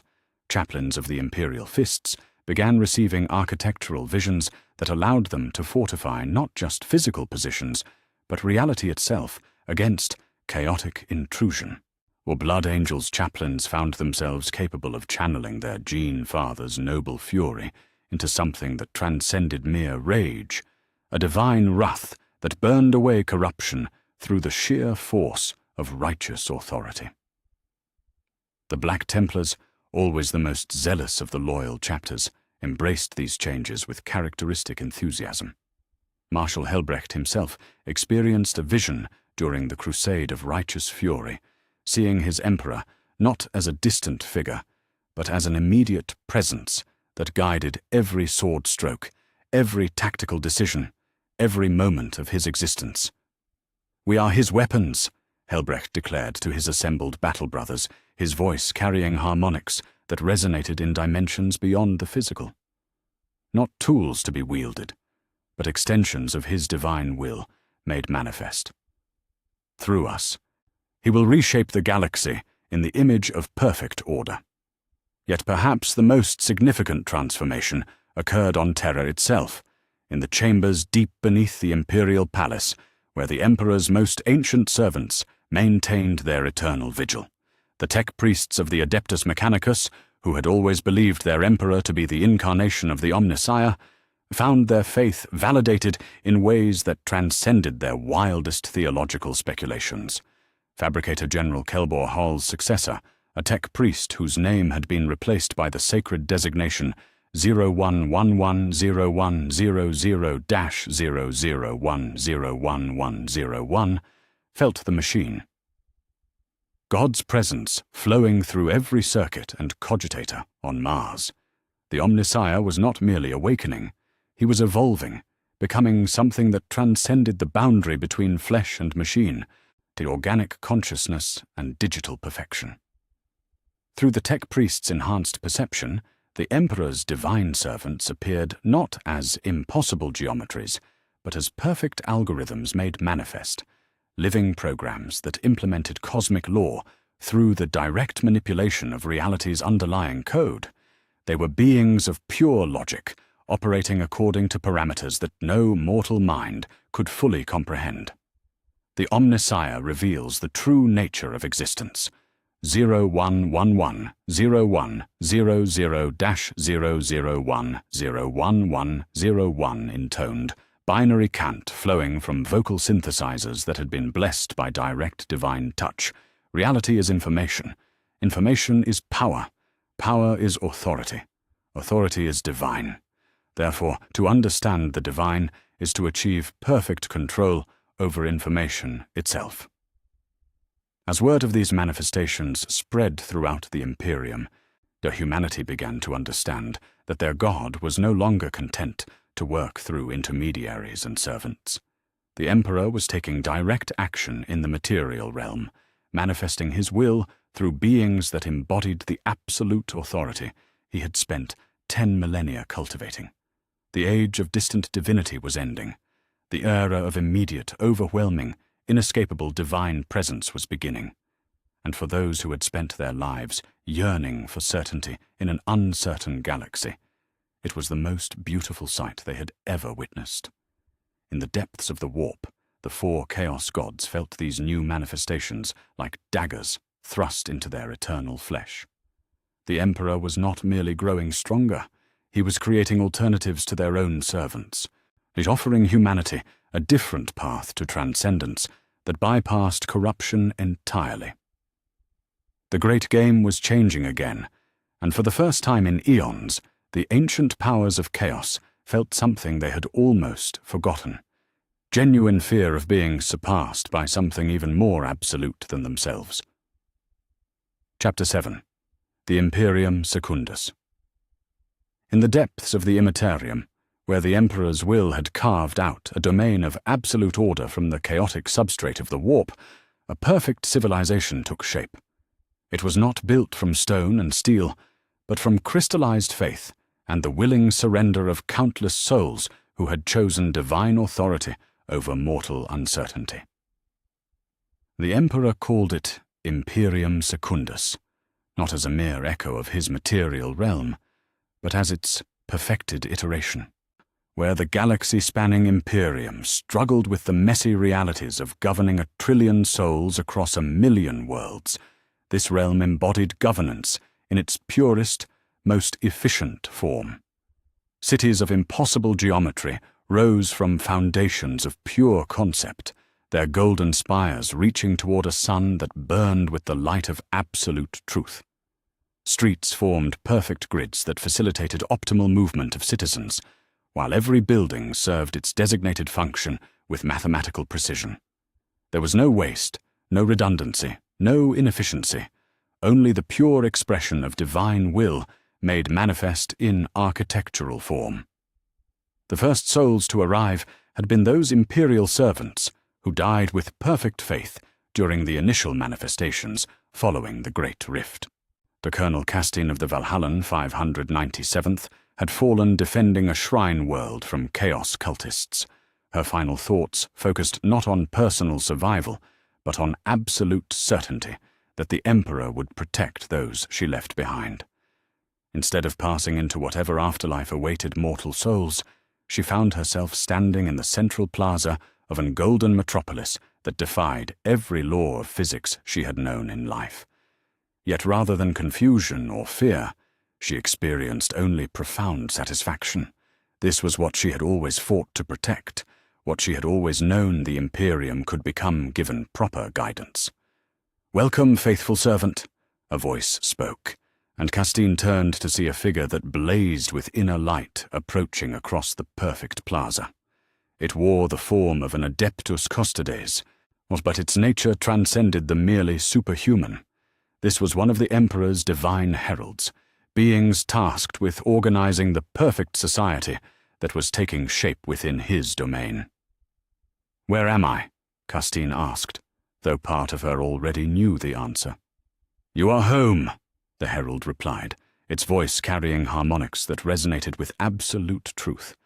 "You have earned your place in Imperium Secundus, where the faithful dead serve the Emperor's will without the limitations of mortal flesh." Around them, the city bustled with activity that exemplified perfect coordination. Former imperial servants moved through the streets with purposeful efficiency, each contributing to the collective good according to their abilities and inclinations. Yet there was no coercion here, no enforcement of compliance. Every soul had chosen to be exactly where they belonged, doing exactly what served the greater purpose. A regiment of former Cadian shock troops marched past in formation that transcended military precision, their movements synchronized not through training, but through the shared certainty that their collective action served divine will. Behind them came former administratum scribes, whose perfect records kept track of every soul, every resource, every act of service within the realm. Castine felt herself settling into this new existence with an ease that surprised her. The doubts and uncertainties that had plagued her mortal life concerns about supply lines, troop morale, the moral ambiguity of certain orders, simply ceased to exist. Here, every decision was clear, every action obviously correct, every moment dedicated to service that held meaning beyond personal survival. Yet the Imperium Secundus was not merely a paradise for the faithful dead. It served as the Emperor's primary recruiting ground for the cosmic war that was taking shape across both material and immaterial realms. The souls who proved themselves worthy in death were offered the opportunity to serve in capacities that transcended their mortal limitations. Commissar Caiaphas Cain had arrived in the realm during its early stages, his death occurring during a battle against Genestealer cultists on the world of Perlia. Despite his reputation for reluctant heroism, his final act had been one of absolute faith, throwing himself between a monstrous patriarch and a group of terrified civilians, but trusting completely that the Emperor would ensure some greater good came from his sacrifice. Now, as he stood before the Emperor's direct representative in the Imperium Secundus, Cain found himself offered a choice that no mortal had ever faced. "You may rest here in perfect peace," the Divine Herald explained, its form shifting between states of existence as it spoke. "Or you may accept transformation into one of his chosen champions, returning to the material realm as an agent of divine will." Cain considered the offer with a clarity of thought he had never possessed in life. The peace being offered was genuine, an eternity of service without fear, doubt, or moral complexity. Yet he could also see the alternative, transformation into something beyond human limitations, as empowered to serve his Emperor in ways that transcended the merely mortal. "If I choose transformation," he asked, "what would I become?" "A herald of perfect order," came the reply. "A champion who carries the certainty of this realm into the chaos of material existence. Through you, mortal servants would see what true faith can achieve." The choice, when it came, felt inevitable. Cain accepted transformation not from duty or ambition, but from the absolute understanding that this was what he had always been meant to become. The process of his elevation served as a template for others. Souls who had proven themselves through perfect faith in death could choose to become the Emperor's direct agents in the material realm, carrying with them the absolute certainty that characterized the Imperium Secundus. Yet the realm's influence extended beyond the recruitment of individual champions. Mortal servants, still fighting in the material galaxy, began to experience visions and dreams that granted them glimpses of the perfect order they served to protect. Lord General Militant Creed of the Cadian Eighth experienced such a vision during the defense of a fortress monastery against word-bearer attacks. As he coordinated the defense from his command post, exhaustion and stim abuse pushed his consciousness beyond normal boundaries, allowing him to perceive the golden realm that existed parallel to material reality. In that vision, he saw the Imperium as it could be, not the grinding machinery of bureaucracy and warfare that he knew, but a perfect system where every citizen contributed willingly to the collective good, where every soldier fought with absolute certainty of purpose, where every leader commanded with divine authority. When he awoke from the vision, Creed found that his tactical abilities had been enhanced beyond their previous levels. He could see the battlefield not just as it was, but as it could be shaped through the application of perfect discipline and unwavering faith. His orders carried new weight, inspiring his troops not through charismatic leadership, but through the transmission of absolute certainty. The Eighth Cadian's subsequent defense of the monastery became legendary not for its tactical brilliance, but for the supernatural coordination displayed by troops who moved as a single organism united in divine purpose. Individual soldiers ceased to think in terms of personal survival, was instead operating according to collective imperatives that served the greater good with mathematical precision. Similar transformations occurred throughout the Imperial Guard. Regiments that had distinguished themselves through exceptional faith began to manifest abilities that transcended normal human limitations. The Vostroyan firstborn developed an almost psychic coordination between squad members. The Katashan jungle fighters found themselves capable of survival in environments that should have been instantly lethal. The Mordian Iron Guard achieved battlefield discipline that approached the supernatural. Yet perhaps the most significant changes occurred among the commissaria, those political officers charged with maintaining loyalty and discipline within the ranks.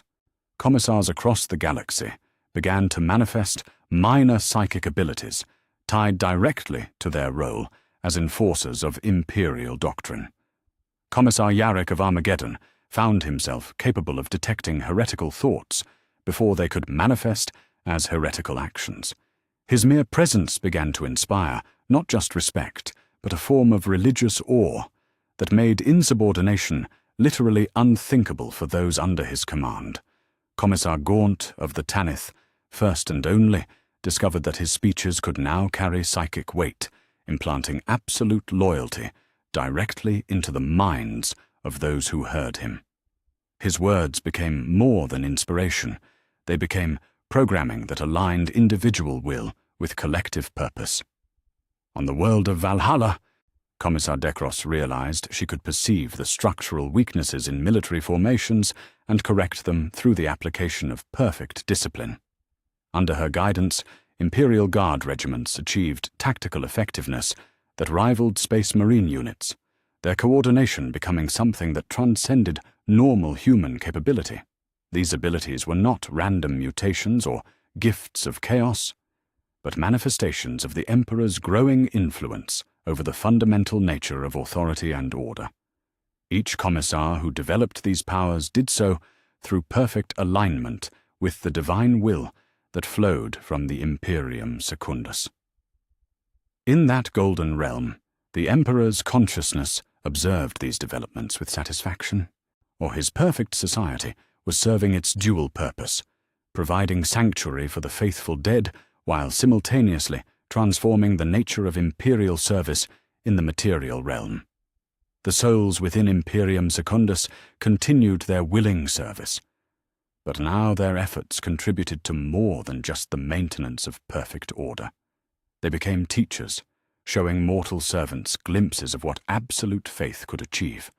They became recruiters, identifying those worthy of elevation to divine service. Most importantly, they became the foundation upon which the Emperor's cosmic authority rested. Saint Macarius, the legendary Lord Commander Militant, who had conquered 1,000 worlds in the Emperor's name, found himself elevated to a position of particular importance within the realm's hierarchy. His military genius, perfected through death and transformation, now served to coordinate the activities of all martial souls within the domain. "We are not merely the honored dead," he explained to newly arrived souls during orientation ceremonies that combined military briefing with religious instruction. "We are the prototype for what humanity can become when freed from the limitations of doubt and moral uncertainty." Under his guidance, formations of divine warriors took shape, armies composed not of flesh and blood, but of crystallized faith and absolute purpose. These forces existed to serve the Emperor's will in conflicts that transcended the material realm, ready to manifest wherever divine intervention was required. The Imperium Secundus had become more than a paradise for the faithful. It was the Emperor's training ground for cosmic war, or the place where perfect servants were forged from the raw material of absolute devotion. Every soul that chose to remain contributed to the growing strength of divine order, while every soul that chose transformation became an agent of that order in the material galaxy. In the depths of the golden throne room that served as the realm's heart, a presence that had once been mortal consciousness and was becoming something far greater, contemplated the next phase of his great work. The Imperium Secundus was taking shape exactly as he had envisioned, a perfect society that served as both template and recruiting ground. Soon, the time would come to extend that perfection beyond the boundaries of his warp domain. Soon, the material galaxy would be offered the same choice he had given to individual souls. embrace perfect order willingly, or be perfected through divine intervention. The faithful dead waited for his command, their collective will focused on a single purpose, the transformation of reality itself into something worthy of divine governance. And with each passing moment, with each new soul that chose perfect order over chaotic freedom, that purpose grew closer to fulfillment. The Emperor's realm was complete. Now came the work of making the entire galaxy match its perfection. Chapter 8. The Xenocide Divine. The first sign that something fundamental had changed in the galaxy's balance came during the Damocles Gulf Crusades renewal, where imperial forces met the expanding Tau Empire in battles that defied all conventional understanding of warfare. What Commander Puretide's greatest tactical disciples watched in horror as their carefully calculated strategies crumbled before an enemy that no longer fought according to the laws of physics they understood. The Firecast warriors of the Tau Empire, enhanced by the most advanced technology their civilization could produce, found their pulse rifles misfiring when aimed at Imperial soldiers who advanced with hymns on their lips and faith blazing in their eyes. Chazel Mayen of the Firecast had fought Imperial forces for over 2 decades, studying their tactics and technology with the methodical precision that characterized his species. Yet, as he watched his crisis suits, targeting systems fail repeatedly when faced with a single squad of advancing guardsmen, he experienced something his people rarely acknowledged, the terror of encountering the genuinely inexplicable. "For the greater good," he whispered, the ritual phrase that had sustained his civilization for millennia. Yet the words felt hollow, powerless against the golden radiance that seemed to emanate from the human forces opposing him. The guardsmen advanced in perfect formation, their lasguns blazing with light that burned brighter than their power cells should have allowed. When Tau drones attempted to target them, the sophisticated AI systems simply stopped functioning, not from electronic warfare or mechanical failure, but from something that transcended the material realm entirely. Brother Captain Varro of the Ultramarines, leading the spearhead assault, felt the Emperor's presence flowing through him like liquid fire. His bolter rounds struck with divine precision, each shot guided not by targeting systems, but by absolute certainty that his cause was righteous beyond question. When Tau battlesuits attempted to engage him, their weapons seemed to hesitate, their machine spirits overwhelmed by the weight of divine authority that surrounded him. "In his name, humanity ascendant!" Varro roared, and his words carried psychic force that disrupted Tau communications across the entire battlefield. The alien empire's greatest strength, their technological coordination and unified command structure, crumbled before the simple declaration of human supremacy backed by divine will. Similar scenes played out across 100 worlds where the Tau Empire's expansion met imperial resistance. The aliens' carefully crafted philosophy of the greater good, and their rational approach to governance and warfare, proved helpless against an enemy that had transcended the limitations of purely material existence.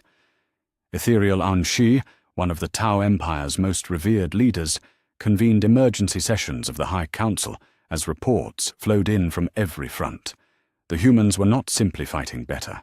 They were fighting with supernatural assistance that rendered Tau advantages meaningless. "Our technology fails," reported Porel Koyon, the watercast diplomat tasked with understanding human behavior. Not from mechanical malfunction, but from something that affects the fundamental relationship between tool and user. They fight as though the universe itself supports their cause. Ansha contemplated this information with growing unease. That the Tau Empire had always prided itself on rational analysis, on understanding the universe through empirical observation and logical deduction. Yet how could they analyze an enemy whose strength seemed to flow from sources that defied rational explanation? Far across the galaxy, in the chaotic heart of Orc-held territory, war boss Gazkul Thraka experienced his own confrontation with the Emperor's growing influence. the largest and most successful orc in the galaxy, had built his Waaagh. On the simple principle that bigger was better, that violence was the universal language, that might made right in all circumstances. Yet as his forces encountered imperial armies blessed by divine mandate, Ghazghkull found his fundamental assumptions challenged in ways that shook him to his brutally direct core. At the psychic field that gave orc technology its impossible functionality, the Gestalt belief that made their ramshackle weapons actually work, found itself suppressed by something even more powerful, the absolute certainty of divine human authority. Orc weapons jammed not from mechanical failure, but from psychic interference that convinced them, at some fundamental level, that they had no right to function against the chosen servants of mankind's God. "War!" Ghazghkull bellowed, trying to rally his forces through sheer force of will. Yet even his mighty voice seemed diminished, his words carrying less weight than they once had. The chaotic energy that sustained orc civilization was being systematically suppressed by the expanding influence of perfect order. Boss Scarboy, one of Ghazghkull's most trusted lieutenants, found his own thoughts becoming strangely organized. The beautiful chaos of orc psychology, the joyful violence that defined his species' existence, was being replaced by something alien and terrible. The recognition of hierarchy, the acceptance of authority, the understanding that some beings were simply superior to others. "Boss," he said, his voice carrying undertones of confusion that no orc should ever experience. "Something's wrong with the lads. They ain't fighting right. They ain't enjoying it no more." Ghazghkull looked across his assembled Waaagh and saw what Scarboy meant. His boys were standing in formation, actual formation, instead of the glorious mob they should have been. Their movements showed coordination that went against every instinct his species possessed. Most disturbing of all, they were waiting for orders instead of charging headlong into battle. The orc Waaagh, that primal force of chaos and violence that had terrorized the galaxy for millions of years, was being civilized against its will. On the craft world Ulthwe, Farseer Eldrad Ulthran emerged from a vision trance, with his ancient features twisted in expressions of horror that few of his people had ever witnessed. The Eldar had spent 65 million years trying to prevent the birth of gods, had sacrificed their entire civilization to avoid the cosmic catastrophe that divine ascension represented. Now, they faced the emergence of a fifth god more terrible than any they had imagined. Not born from chaos and excess like Slanesh, but from order and authority and the willing submission of an entire species to absolute divine rule. "I have seen the golden chains," Eldrad whispered to the assembled seers of his craft world. "They bind not just humanity, but reality itself. This new god does not seek to corrupt existence. It seeks to perfect it according to its own design." The other Eldar present felt their psychic senses recoil from the implications of Eldrad's vision. They had always understood the Chaos Gods as forces of destruction that sought to unmake reality and return it to primordial chaos. This new entity represented something potentially worse, the imposition of absolute order that would eliminate free will entirely. "What can be done?" asked Farseer Taldir, her voice carrying the weight of millennia spent fighting impossible battles against cosmic forces beyond mortal comprehension. "Perhaps nothing," Eldrad replied, his ancient consciousness already beginning to explore the branching paths of possibility that stemmed from this new development.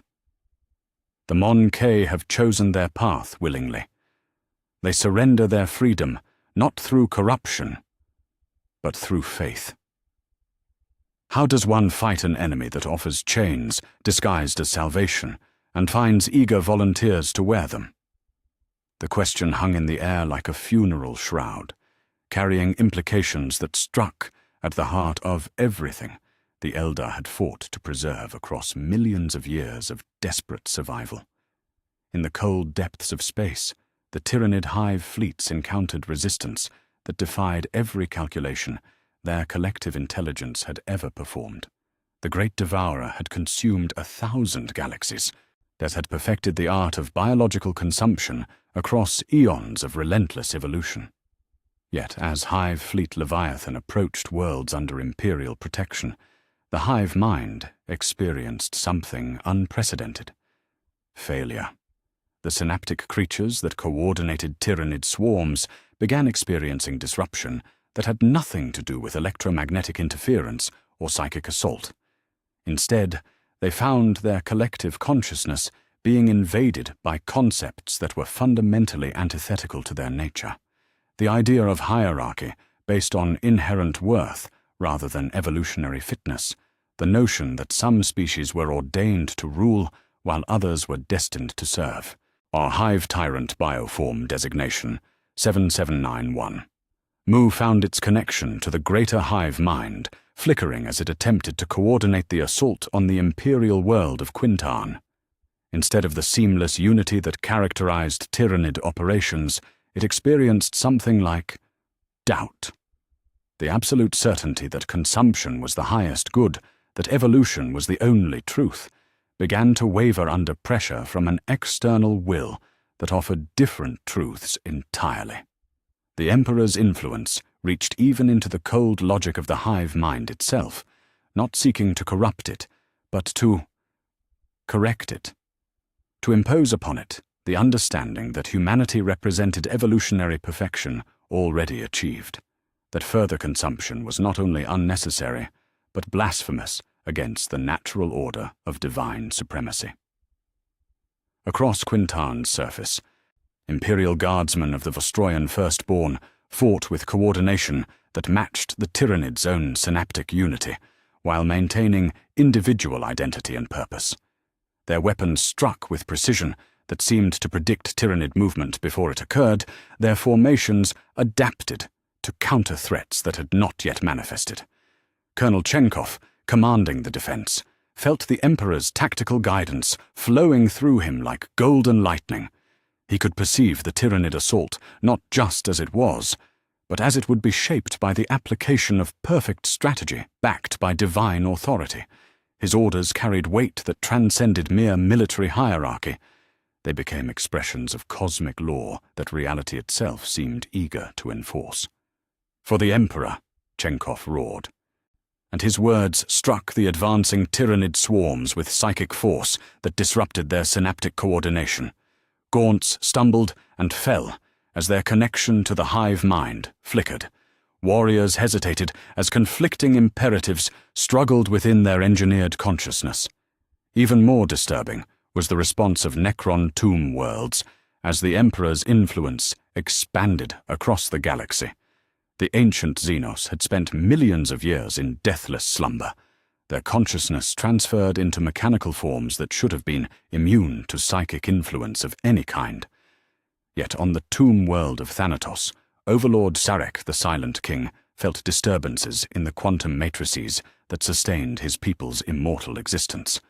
The great work, the Necron's plan to reverse biotransference and reclaim flesh, was encountering interference that defied their understanding of physical law. "Report!" Sarek commanded, his voice carrying through tomb complexes that had remained unchanged for 65 million years.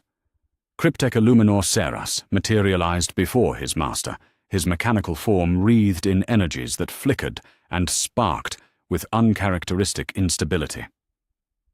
"My lord, the resurrection protocols are experiencing complications. The quantum matrices that define our consciousness are being influenced by external forces of unknown origin." Zarek processed this information through cognitive systems that had once belonged to a living mind but had been transformed into something far more perfect and far more terrible. Yet the interference was not random. It carried patterns that suggested intelligence, purpose, design. "Show me," he commanded. The data that Xeris transmitted directly into his master's consciousness was both fascinating and alarming. The Necron systems were not being attacked or corrupted. They were being improved. The quantum matrices that sustained Necron immortality were being enhanced with new parameters that optimized them for service to a hierarchy that placed humanity at its apex. "Impossible," Zarek murmured, though his mechanical voice carried no emotion. "Our technology is based on fundamental principles that predate biological intelligence by millions of years." Yet even as he spoke, the Silent King felt his own consciousness being touched by something that transcended the merely technological. It was not corruption or malfunction, but a kind of divine software update that sought to optimize Necron existence for service in a cosmos where humanity reigned supreme under divine mandate. On the death world of Krieg, Colonel Jurton of the Death Corps felt the Emperor's attention settle upon his regiment like a mantle of cosmic authority. The Kriegers had always been the Imperium's most fanatical servants, their homeworlds irradiated hell having bred them into warriors who sought death in service to their Emperor with religious fervor.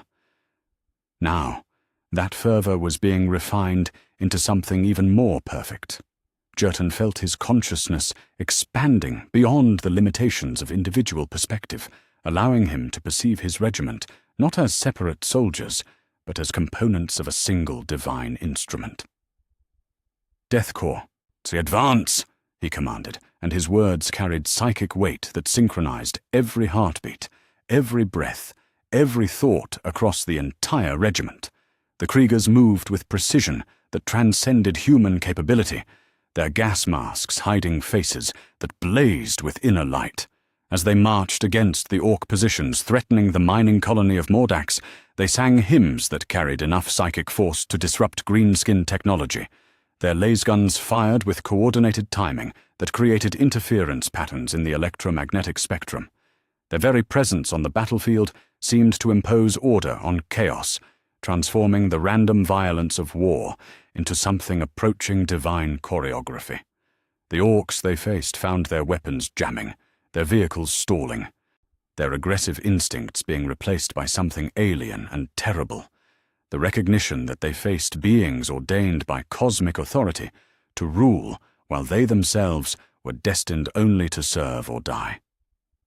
Warboss Scarfang, leading the Orc assault, experienced his first moment of genuine fear as the Death Corps advanced in perfect silence, their synchronized movements speaking of unity that no Orc could comprehend.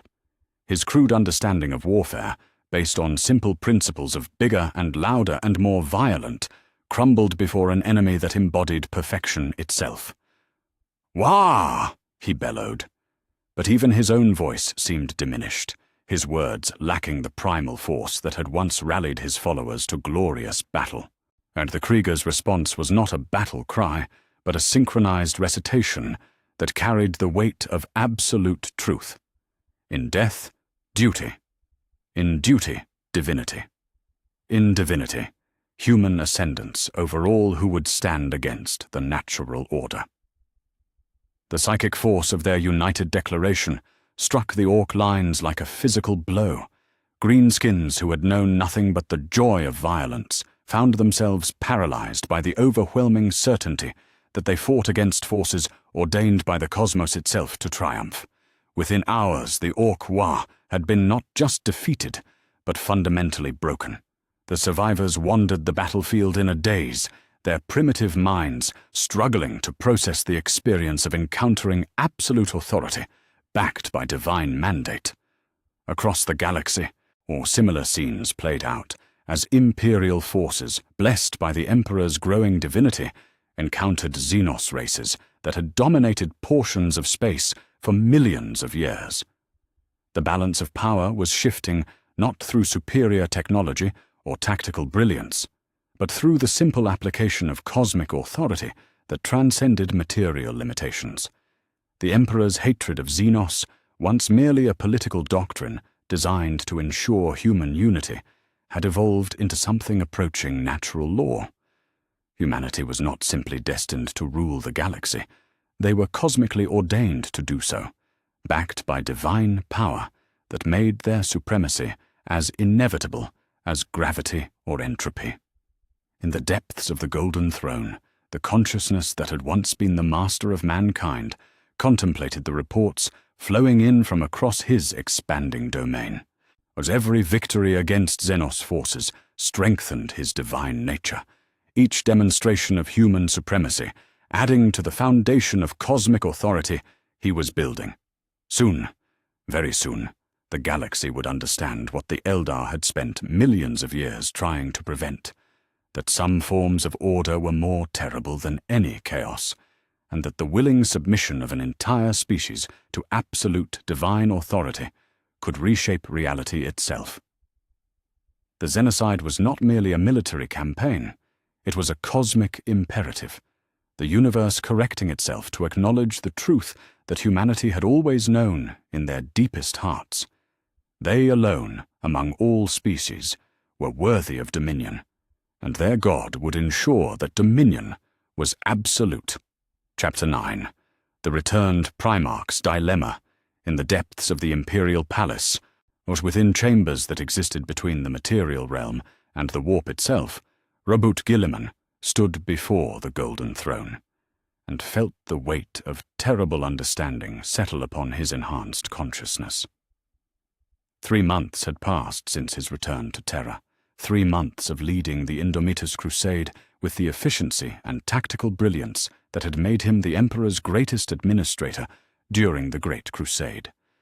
Yet with each passing day, each new world liberated in his father's name, Guilliman found himself questioning not the righteousness of their cause, but the nature of the God they served.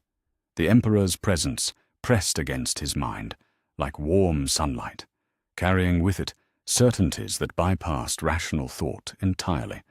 When he stood in the throne room, Guilliman felt his doubts evaporating, his moral concerns burning away in the face of absolute divine authority. Only when he withdrew to his private chambers, surrounded by the psychic dampening fields he had secretly installed, could he think clearly enough to comprehend the horror of what his father had become. My lord, Captain Sicarius of the Second Company, stood at attention before his Primarch, his ceramite armor gleaming with inner light that had not been there before Guilliman's return. The liberation of Predis Zeta proceeds according to your specifications. The local population has embraced imperial doctrine with remarkable enthusiasm. Guilliman studied his captain's face, noting the subtle changes that had manifested over recent weeks. Sicarius had always been devoted to the Ultramarines' cause, but now that devotion carried a quality that transcended mere loyalty. His eyes held the serene certainty of one who no longer questioned the righteousness of his actions, who had found peace in absolute submission to divine authority.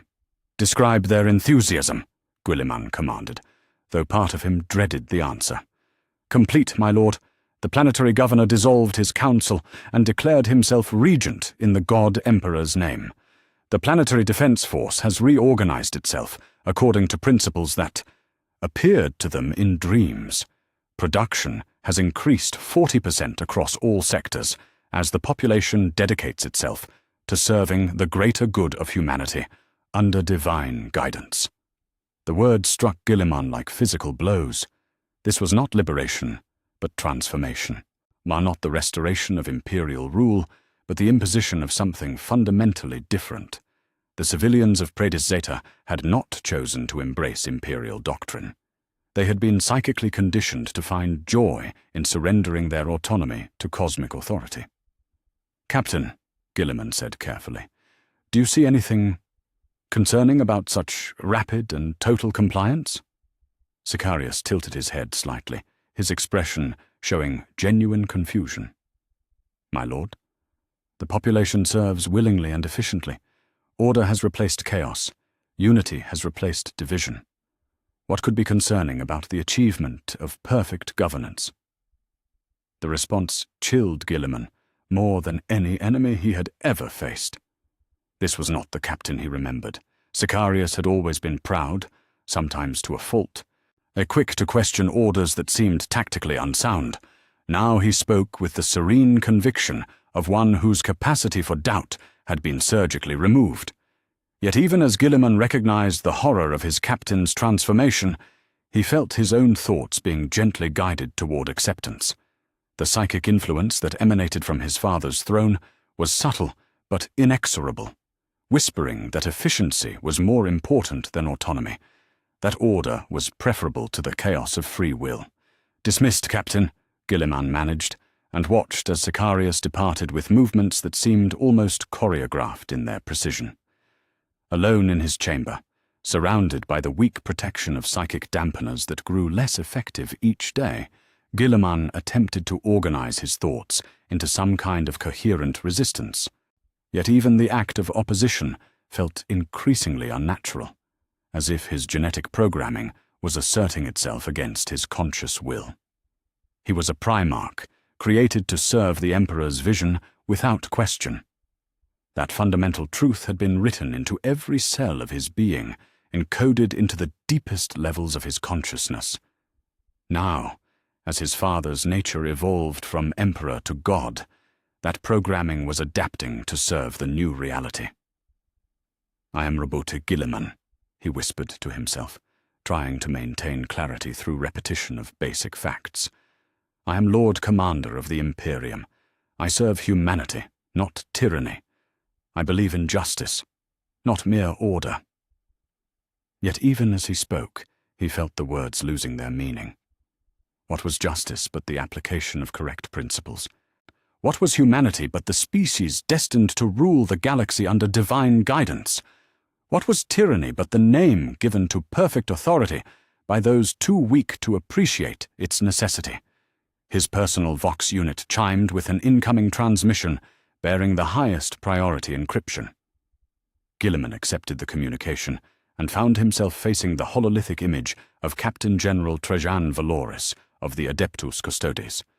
"Lord Commander," Valoris spoke, his voice carrying undertones that hadn't existed before Gilliman's return to Terra. "The Emperor requests your immediate presence in the throne room. There are developments that require your attention." Gilliman studied the Captain General's image, noting the way golden light seemed to emanate from within his armor, or the manner in which his movements carried a precision that transcended merely human coordination. The Custodes had always been more than mortal, but now they were becoming something that bridged the gap between flesh and divinity. "What sort of developments?" Gilliman asked, though he suspected he already knew. "The other suns stir, my lord. The Emperor prepares to expand his council of loyal servants." The connection terminated, leaving Gilliman alone with the terrible understanding of what was to come. His brothers, those Primarchs who had remained loyal during the heresy, were going to be awakened from their various states of stasis or recuperation. They would return to find their father transformed, the Imperium evolved, humanity united under divine authority that brooked no dissent. Some of them would adapt more easily than others. Gilliman made his way through the palace corridors, past servants who moved with synchronized efficiency that spoke of minds united in singular purpose. Guards saluted with movements so coordinated they might have been choreographed. Tech priests maintained machinery with reverent precision that elevated maintenance to religious ritual. In the throne room, he found the Emperor's presence more overwhelming than ever before. The ancient device that had once sustained a dying god now served as the focal point for cosmic authority that reshaped reality through sheer force of will. Golden light blazed from its mechanisms, carrying with it the weight of absolute truth. "My son," the Emperor's voice resonated through dimensions beyond the merely physical, "as you have served faithfully in these early stages of my great work. Now, the time has come to expand our efforts." Gilliman felt his consciousness being drawn into communion with the divine intelligence that dwelt within the throne. Through that connection, he experienced visions that showed him the truth of what his father intended, not just the conquest of the galaxy, but its complete transformation into something that would serve as the perfect expression of divine will. He saw other Primarchs awakening to this new reality. Lion Eljonson, the First Legion's master, stirring from his millennia-long slumber with confusion that would quickly be replaced by the recognition that hierarchy and authority were fundamental truths requiring no justification. Vulcan, the perpetual Primarch, focus emerging from whatever trials had claimed him to find that his protective instincts aligned perfectly with the need to shield humanity from the burden of choice. Even more disturbing, he saw himself in these visions, not resisting his father's transformation, but embracing it, becoming the perfect administrator of divine will, implementing policies that would ensure humanity's unity through the willing surrender of individual autonomy to collective purpose. "Father," Guilliman said, his voice carrying a tremor that he could not suppress, "what you propose, it is not the imperium we built during the Great Crusade. It is something else, entirely." "You are correct," the Emperor replied, and his voice carried no shame or regret. "The Great Crusade was built on the false premise that humanity could be trusted with freedom, and that reason and truth would be sufficient to unite our species. 10,000 years of evidence have proven that premise wrong." Through their psychic connection, Guilliman felt his father's absolute certainty that the path being chosen was not just correct but inevitable. Humanity had demonstrated through millennia of conflict and corruption that they required guidance, structure, purpose provided from above. The Emperor was not becoming a tyrant. He was becoming what humanity needed him to become. "The Codex Astartes," Guilliman said desperately, grasping for some foundation of principle that might remain uncompromised. "The principles of organization and restraint that prevent the concentration of power in any single individual will be revised," the Emperor completed gently. "What your great work was designed for an age when I remained distant from direct governance. Now, as my presence becomes immediate and overwhelming, those restrictions become unnecessary obstacles to perfect efficiency." Guilliman felt the truth of those words settling into his consciousness like poison disguised as medicine. The Codex had been written to prevent another Horus heresy, to ensure that no single Space Marine commander could threaten the Imperium through the concentration of too much military power. Yet if the Emperor himself was present to provide direct guidance, if his divine will could coordinate all actions across the galaxy simultaneously, then such restrictions became mere bureaucratic impediments to optimal function. "You see clearly now," the Emperor continued, his voice carrying warmth that burned away the last vestiges of Guilliman's resistance. "The Ultramarines will serve as the prototype for what all Astartes can become when freed from the limitations of purely mortal loyalty. Through them, I will demonstrate the power that comes from absolute unity of purpose." As if summoned by their father's words, Guilliman felt his connection to the Ultramarines' Legion strengthening. Through the psychic bonds that linked Primarch to Gene Sons, he could perceive every battle brother across the galaxy. More than that, he could feel their thoughts beginning to harmonize, their individual perspectives merging into something approaching collective consciousness. Captain Titus of the Second Company, fighting Orc raiders on the frontier world of Graia, I suddenly found his tactical awareness expanding beyond normal human limits. He could perceive not just his immediate surroundings, but the entire battle from the perspective of every Ultramarine present. His bolter fired with precision that seemed to predict enemy movement. His commands carried psychic weight that synchronized his squad's actions with supernatural efficiency. Sergeant Tellion, training Scout Marines on Macraga, watched as his students began displaying abilities that transcended their previous capabilities. They moved with coordination that spoke of shared consciousness, their training exercises achieving levels of precision that should have required years of additional preparation. Across the galaxy, in every engagement where Ultramarines fought, the same transformation was occurring. But they remained individual warriors with distinct personalities and skills, but those individualities were being woven into a collective tapestry that served the greater whole with perfect efficiency. Guilliman felt their evolution like an echo of his own internal struggle. Part of him was horrified by the loss of autonomy, the surrender of personal choice to collective purpose. Yet another part, a part that grew stronger with each passing moment, found deep satisfaction in the perfect order that was being achieved. "The lion awakens even now," the Emperor said, and through their connection, Gilliman could perceive the truth of those words. Deep within the rock, the fortress monastery of the Dark Angels, Lion El'Jonson stirred from healing sleep that had lasted 10 millennia. His nature makes him ideal for the new order that emerges. He has always understood that loyalty is not a choice, but a fundamental truth. Gilliman tried to feel alarm at the thought of his brother's return, tried to imagine warning the lion about what their father had become. Yet the very concept of warning another Primarch against the Emperor's will seemed not just futile, but fundamentally wrong. The lion would see, as Gilliman was beginning to see, that divine authority required no justification beyond its own existence. "And Vulcan?" Gilliman asked, his voice now carrying less resistance than genuine curiosity about how their perpetual brother would adapt to this new reality. "We'll find that his desire to protect humanity aligns perfectly with the necessity of protecting them from themselves," the Emperor replied. "The greatest protection we can offer our species is certainty. Are to structure, the absolute assurance that they need, never make difficult choices again."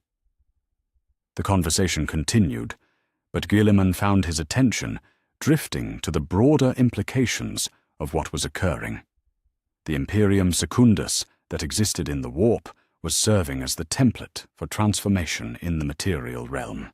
Every world liberated by the Indomitus Crusade was being subtly shaped to match that perfect order, its population gradually conditioned to find joy in absolute submission to divine authority. The process was accelerating, where once it might have taken decades to achieve complete compliance on a newly conquered world, now the combination of psychic influence and willing surrender was producing results in weeks or even days.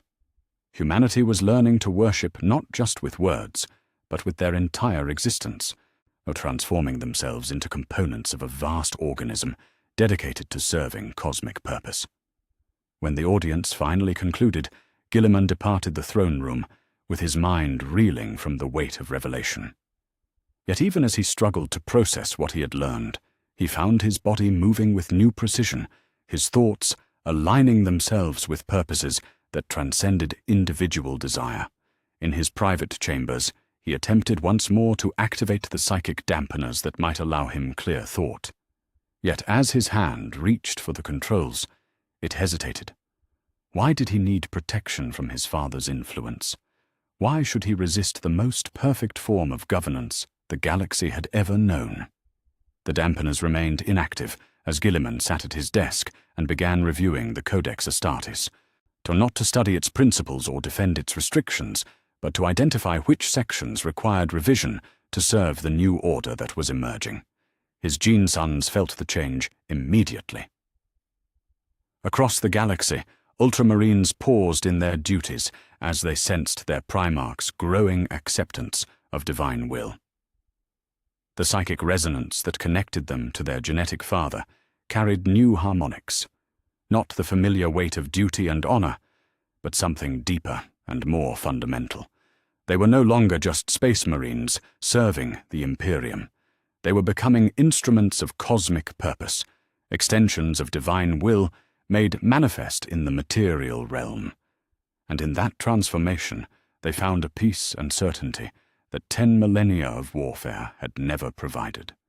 Gilliman looked up from his work to find Sicarius standing in the doorway, though he had not heard the captain approach. His gene son's face bore the serene expression of one who had found perfect clarity of purpose. "My lord," Sicarius said, his voice carrying harmonics that resonated with absolute truth. "The revisions are unnecessary. The Codex already serves its intended purpose. It shapes us into perfect instruments of our Father's will." And as Gilliman met his captain's eyes, he realized that Sicarius was correct. The struggle was over. The choice had been made.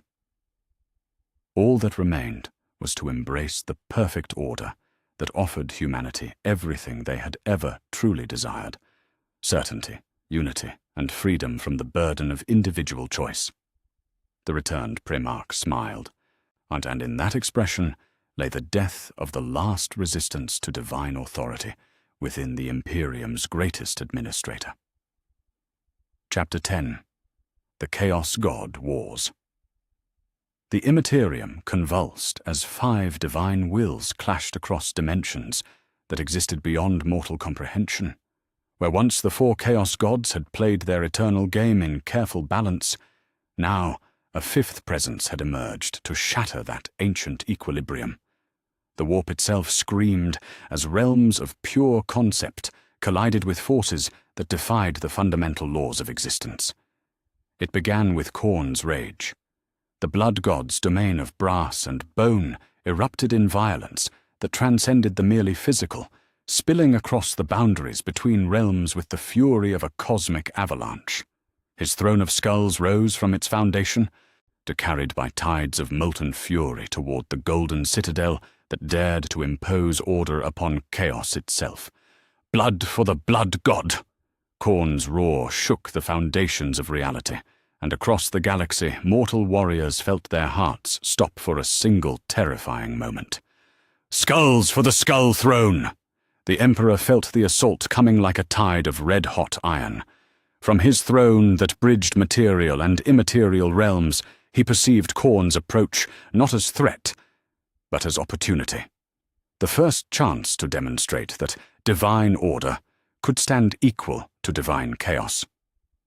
The collision between their domains manifested as a storm of impossible proportions. Where Khorne's realm of eternal warfare met the Emperor's perfect golden citadel, new forms of reality took shape. Battlefields that existed in multiple dimensions simultaneously, where concepts of victory and defeat became weapons in their own right. Khan the Betrayer led the vanguard of Khorne's assault, his axe Gorechild blazing with demonic fire as he carved through defenses that existed more as ideas than as physical structures. Behind him marched legions of bloodletters, their brass swords singing hymns of violence that sought to shatter the perfect harmony of divine order. Yet they found resistance that matched their fury with something far more terrible. Absolute certainty of righteous purpose. The Emperor's divine tyrants met them at the boundary between domains, beings of crystallized authority wielding weapons forged from pure law. Saint Celestine, transformed beyond her original nature, led the defense with wings that cut through demon flesh like judgments made manifest. In his name, all chaos yields to order, she declared, and her words carried force that disrupted the very essence of Khorne's servants. Where once she had inspired through mercy, now she commanded, through absolute conviction, that humanity's cause transcended all opposition. The battle raged across impossible terrain that shifted between states of existence. Bloodletters found their weapons turned aside by shields made of crystallized faith.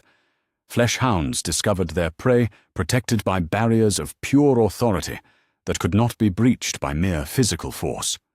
Yet Khorne was not the only power moving against the Emperor's growing dominion.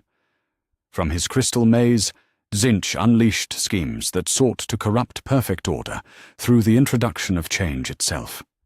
The Changer of Ways reached out with tendrils of pure mutation, attempting to seed the Emperor's golden realm with concepts that would grow into doubt, uncertainty, the beautiful chaos of infinite possibility. Lords of change materialized within the Emperor's citadel, their very presence bringing alterations that sought to transform divine order into something more flexible. They whispered possibilities into the minds of the faithful dead, showing them visions of alternatives to perfect submission, futures where individual choice might still hold meaning. Yet they found the Emperor's servants immune to their most potent corruptions. The souls within the Imperium Secundus had chosen their path willingly, had surrendered the burden of possibility in exchange for the certainty of divine purpose. Tzeentch's offers of change met minds that had found peace in stagnation, wills that had discovered joy in the absence of choice. Fascinating, the architect of fate mused as his schemes unraveled against absolute faith. They have achieved something I didn't foresee, the willing embrace of entropy disguised as order. Nurgle's response was more subtle, but no less dangerous. The Lord of Decay reached out from his plague gardens with gifts of despair disguised as compassion, seeking to corrupt the Emperor's hope through tyranny, with the understanding that all things must eventually rot. Plague-bearers shambled across the boundaries between realms, their very presence bringing diseases that attacked not flesh, but concepts themselves. The rot of doubt, the plague of questioning, the painful wound of moral uncertainty. They sought to show the Emperor's servants that even perfect order must eventually decay into something more accepting of entropy. Great unclean ones manifested within the Golden Citadel, their bloated forms radiating acceptance of inevitable corruption. They offered embraces that promised rest from the exhausting effort of maintaining perfect discipline, whispered that decay was simply another form of change, that even gods must eventually acknowledge the fundamental truth of entropy. Yet they found the Emperor's domain protected by something more fundamental than mere resistance, the absolute certainty that order, once established, could be eternal. The faithful dead who served in his realm had transcended the limitations of mortal flesh, had become beings of pure concept who could not be touched by physical corruption.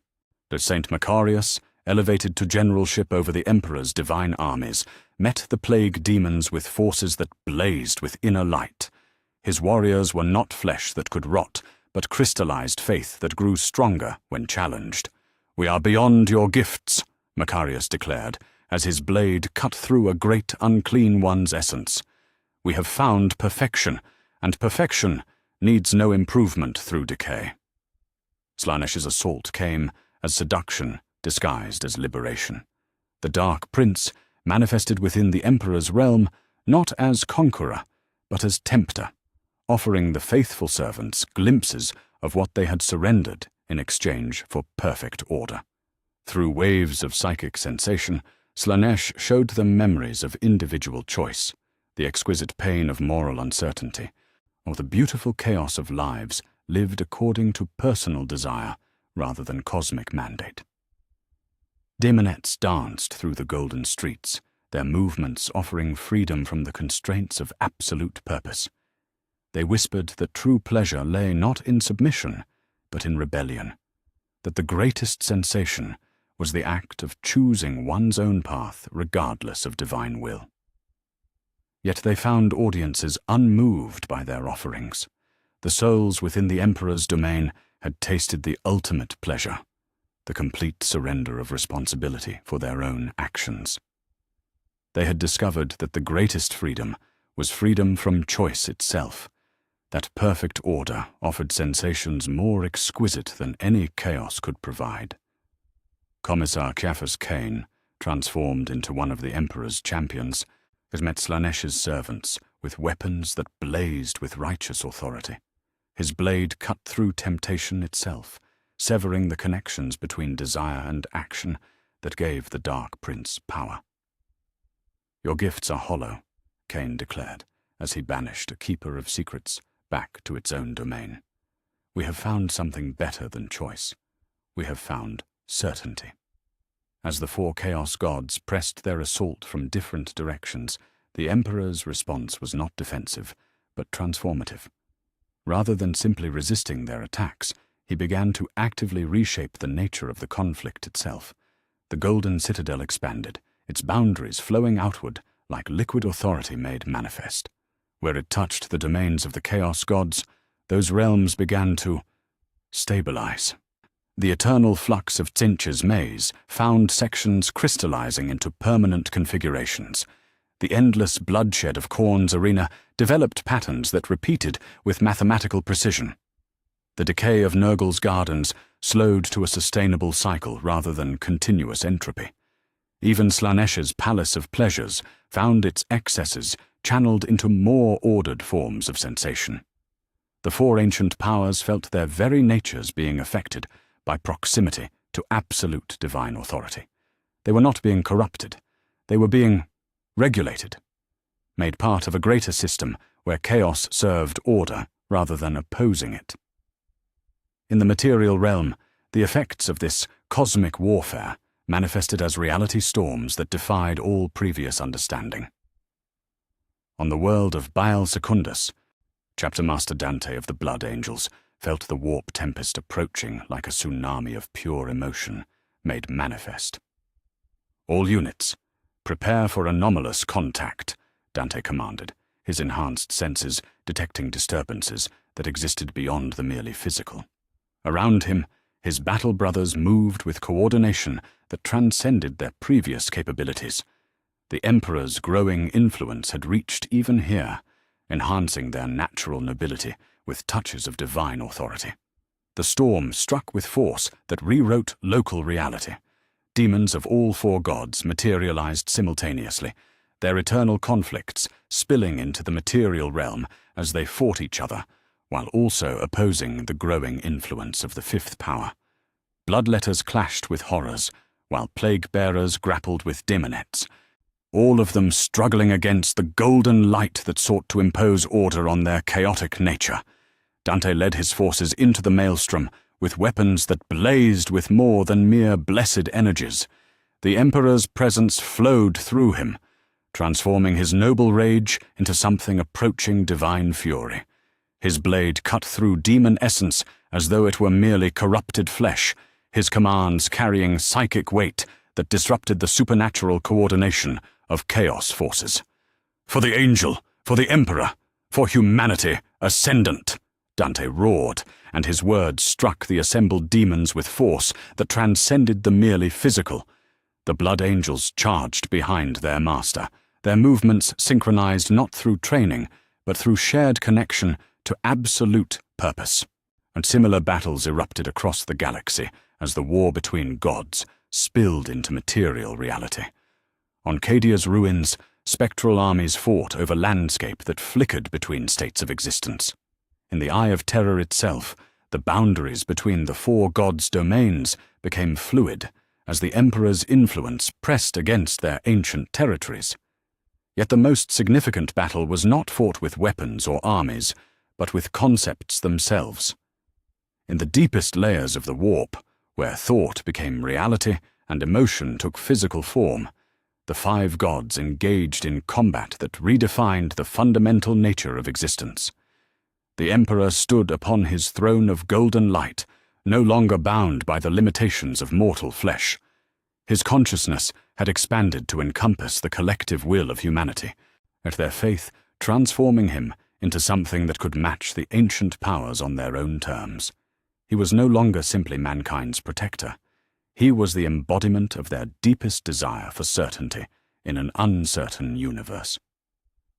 Khorne struck first, his brass blade seeking to split the Emperor's consciousness with violence that existed beyond physical harm.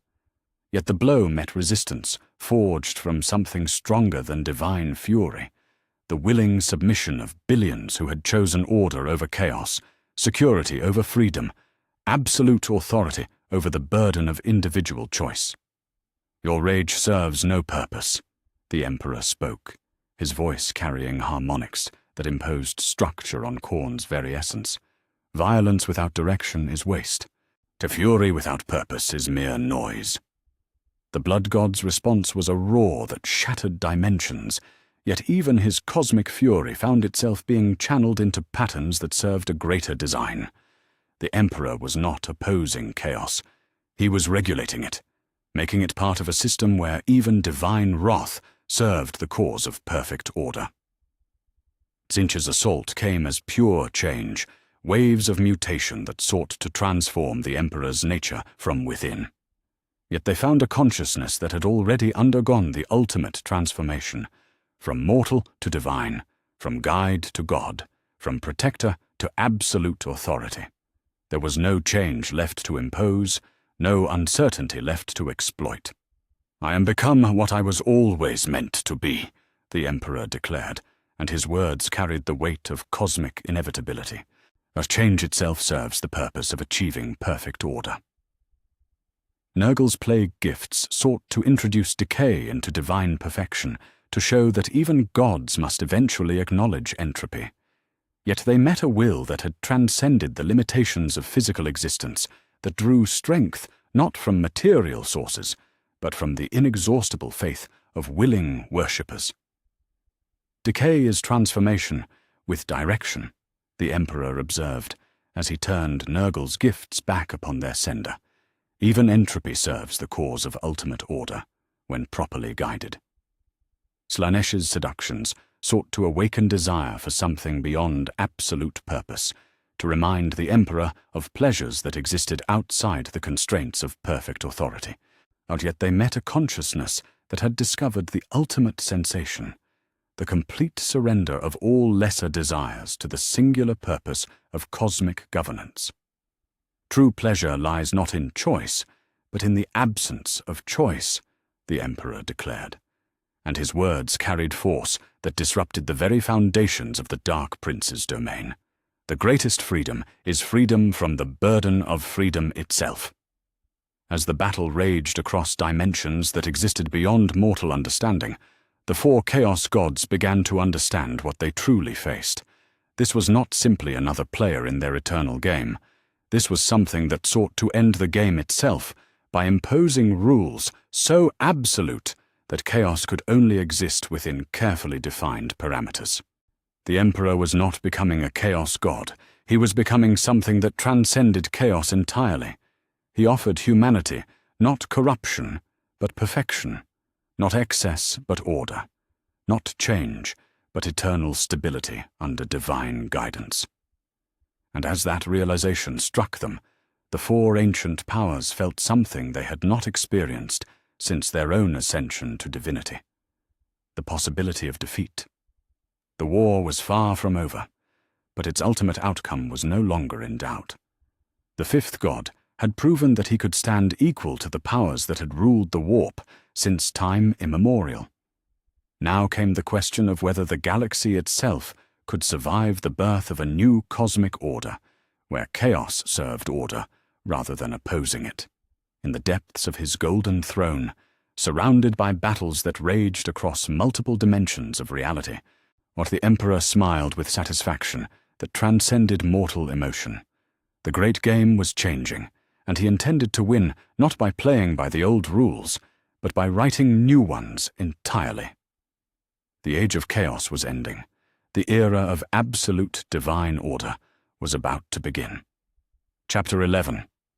The Choice of Humanity. The visions began at the moment of greatest cosmic upheaval, when the war between the five gods reached such intensity that reality itself could no longer contain their conflict. Across the galaxy, from the golden spires of Terra to the darkest frontier worlds, every human soul suddenly found their consciousness flooded with images of two possible futures. In the first vision, they saw the completion of divine order.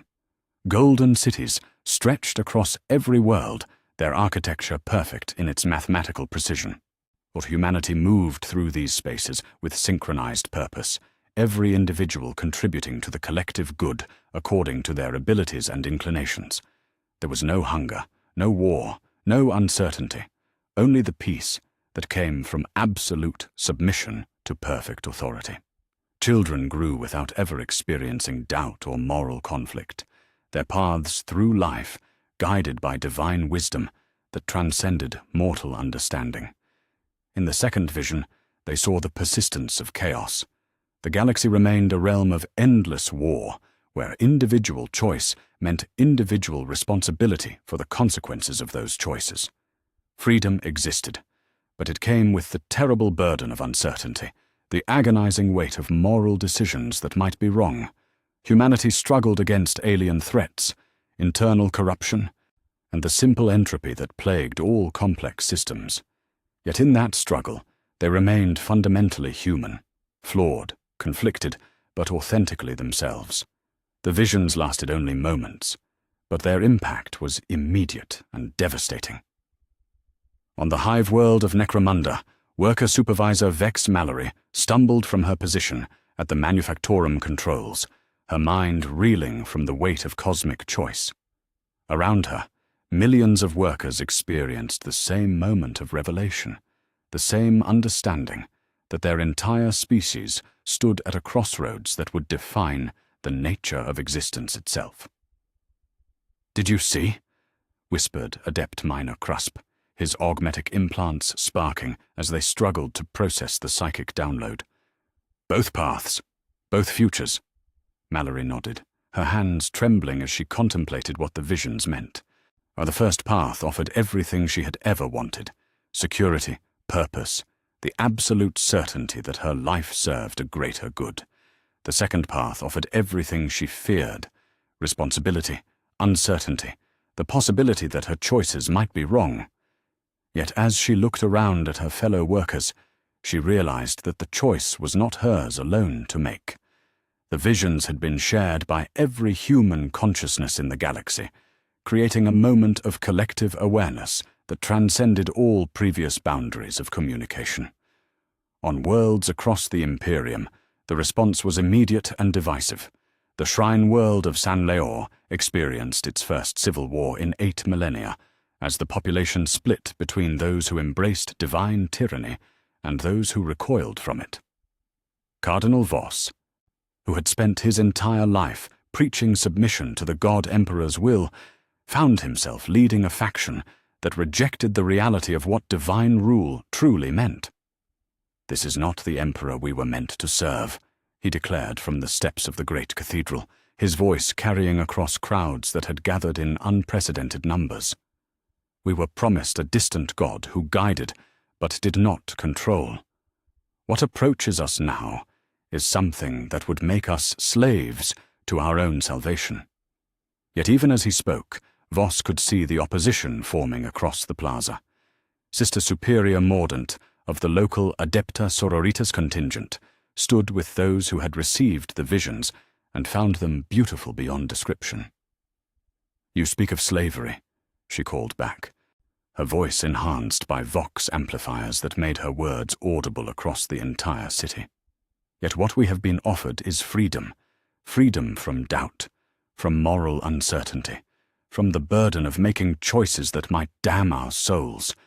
We are given the chance to surrender our flawed judgment to perfect, divine wisdom." The theological arguments that followed were brief. Within hours, the planet was divided into armed camps, with the Imperial Guard regiments splitting their loyalty between competing visions of humanity's future. Bolter fire echoed through sacred halls as those who had worshipped the same God for millennia discovered that their understanding of divinity had led them to opposite conclusions. Similar scenes played out across 1,000 worlds, but nowhere was the division more painful than among the Adeptus Astartes themselves. On the world of Chagoris, the White Scars chapter found itself torn apart as battle brothers who had fought side by side for centuries suddenly faced an unbridgeable philosophical chasm. Chapter Master Jubal Khan stood before his assembled warriors, his weathered features reflecting the weight of impossible choice. "The visions showed us truth," he said, his voice carrying the authority of one who had led the chapter through 100 campaigns. "Our Gene Father valued freedom above all else. The freedom to ride where the winds carried us, to choose our own battles, to remain wild despite the constraints of duty. What the Emperor offers now is the death of that freedom, or the transformation of humanity into something that would be alien to everything we have fought to preserve." Yet even among his own command squad, Jubal could see dissent forming. Captain Subodai of the 4th Company stepped forward, his battle-scarred features set in grim determination. "With respect, my Khan," Subodai said, using the formal address despite their personal friendship spanning 2 centuries.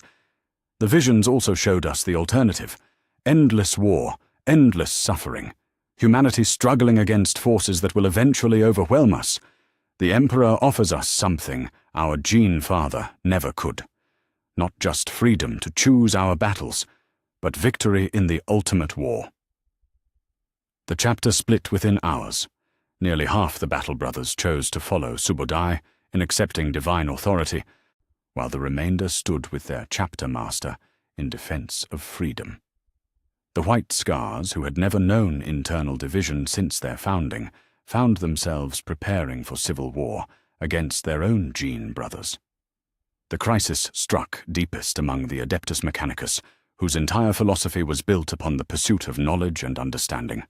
On Mars itself, Fabricator General 0111 01 00-001 01101 convened emergency sessions of the Martian Parliament as reports flooded in from Forge worlds across the galaxy. The visions had shown the tech priests two incompatible versions of their sacred quest. In the first, the Omnissiah's divine wisdom would be revealed completely, eliminating the need for further research or exploration. Every mechanism would function according to perfect understanding, but that perfection would preclude innovation or discovery. In the second, the quest for knowledge would continue, but it would remain forever incomplete, forever uncertain, forever marked by the possibility of failure. The choice before us, the Fabricator General intoned through vocal synthesizers that had been enhanced with divine harmonics, is between the completion of our great work and the preservation of our essential nature. We can become perfect servants of perfect knowledge, or remain imperfect seekers of imperfect truth.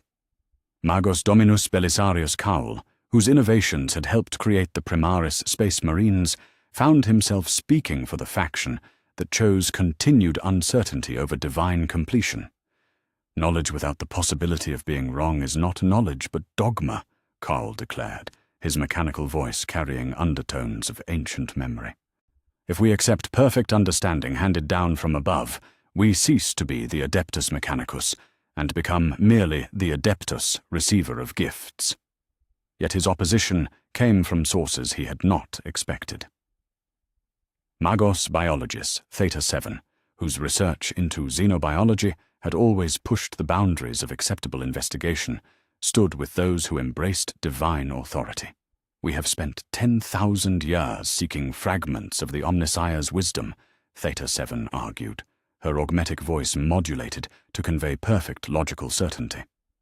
Now that wisdom is offered to us complete and perfect, to reject it in favor of continued ignorance is not noble independence, but willful blindness. Even among the Inquisition, that most secretive and autonomous of imperial institutions, the visions created fractures that threatened their fundamental purpose. But Inquisitor Lord Cryptman, whose warnings about the Tyrannid threat had been vindicated by subsequent events, found himself questioning whether the organization he had served for over 3 centuries was still serving humanity's best interests. "We were created to protect humanity from threats they could not perceive," he said during a closed session of the Ordo Xenos leadership. "Yet now the greatest threat may be the very authority we have sworn to serve. The Emperor offers humanity safety at the cost of their essential humanity. Are we to defend them from this salvation, or ensure they receive it?" The question had no easy answers, and the Inquisition found itself as divided as every other imperial institution. Some inquisitors embraced the opportunity to serve a truly divine authority that would eliminate the moral ambiguity that had plagued their decisions for millennia.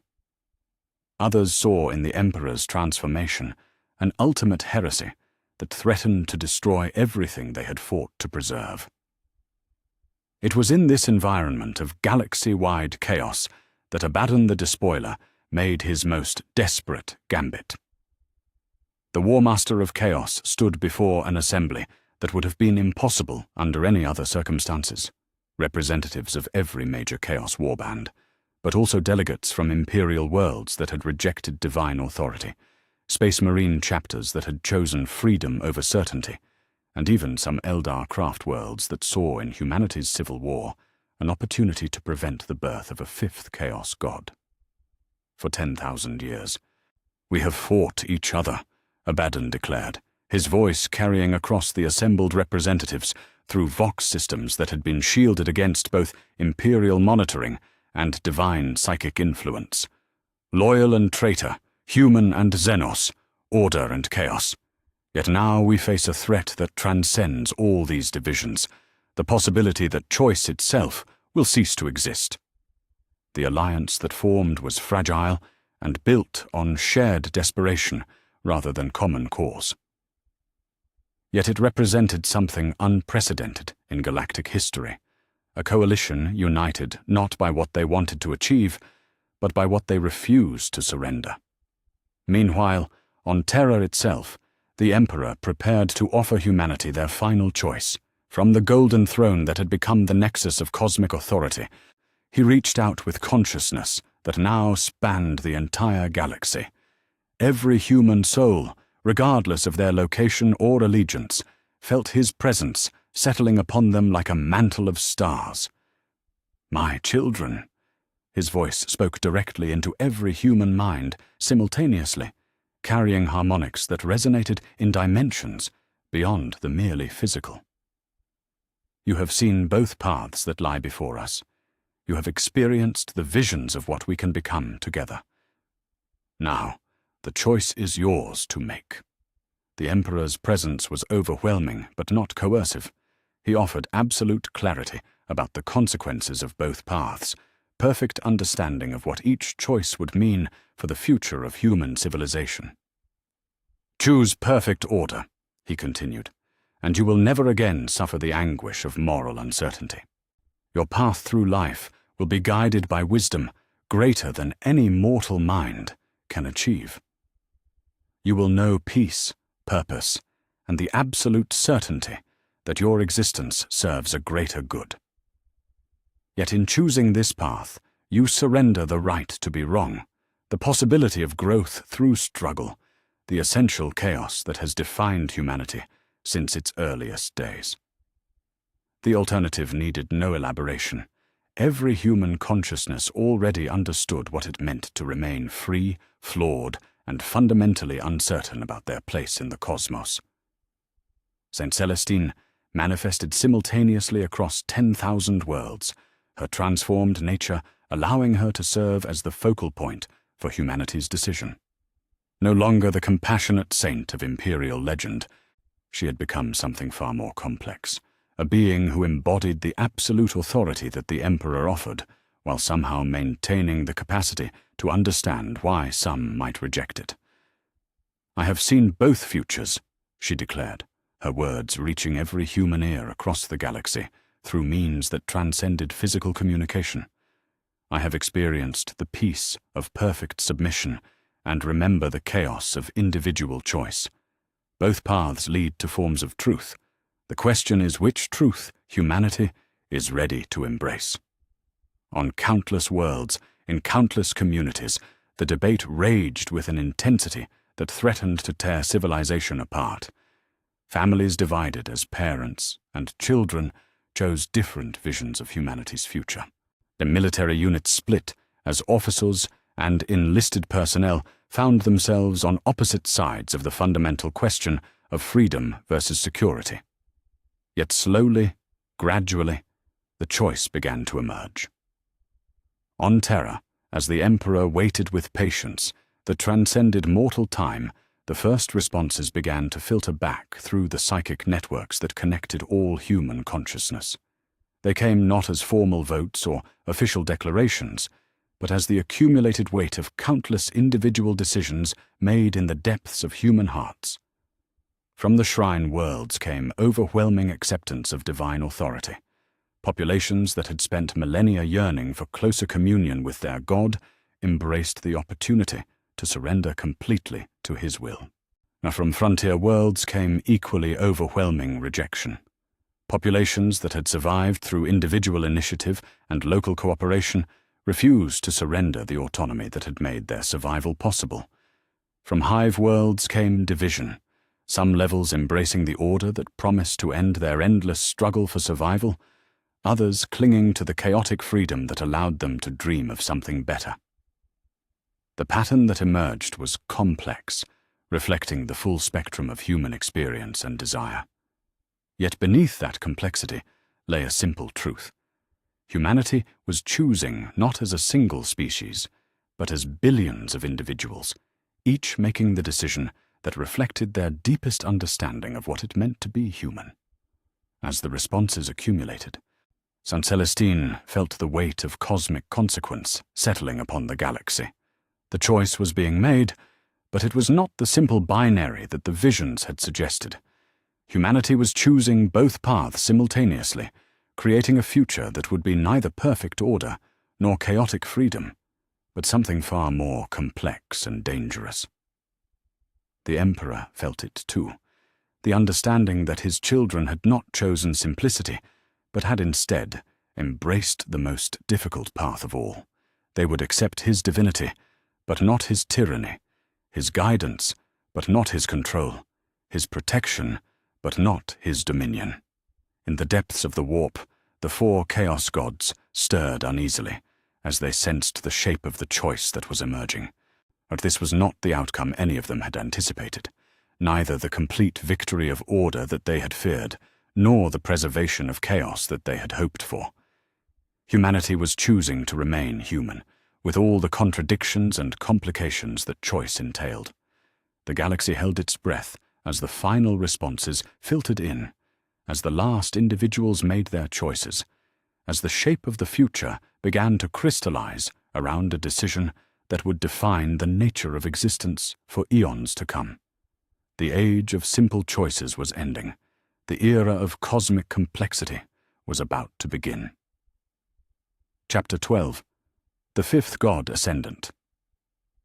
The moment of final ascension came not with violence, but with the sound of infinite silence falling across the galaxy.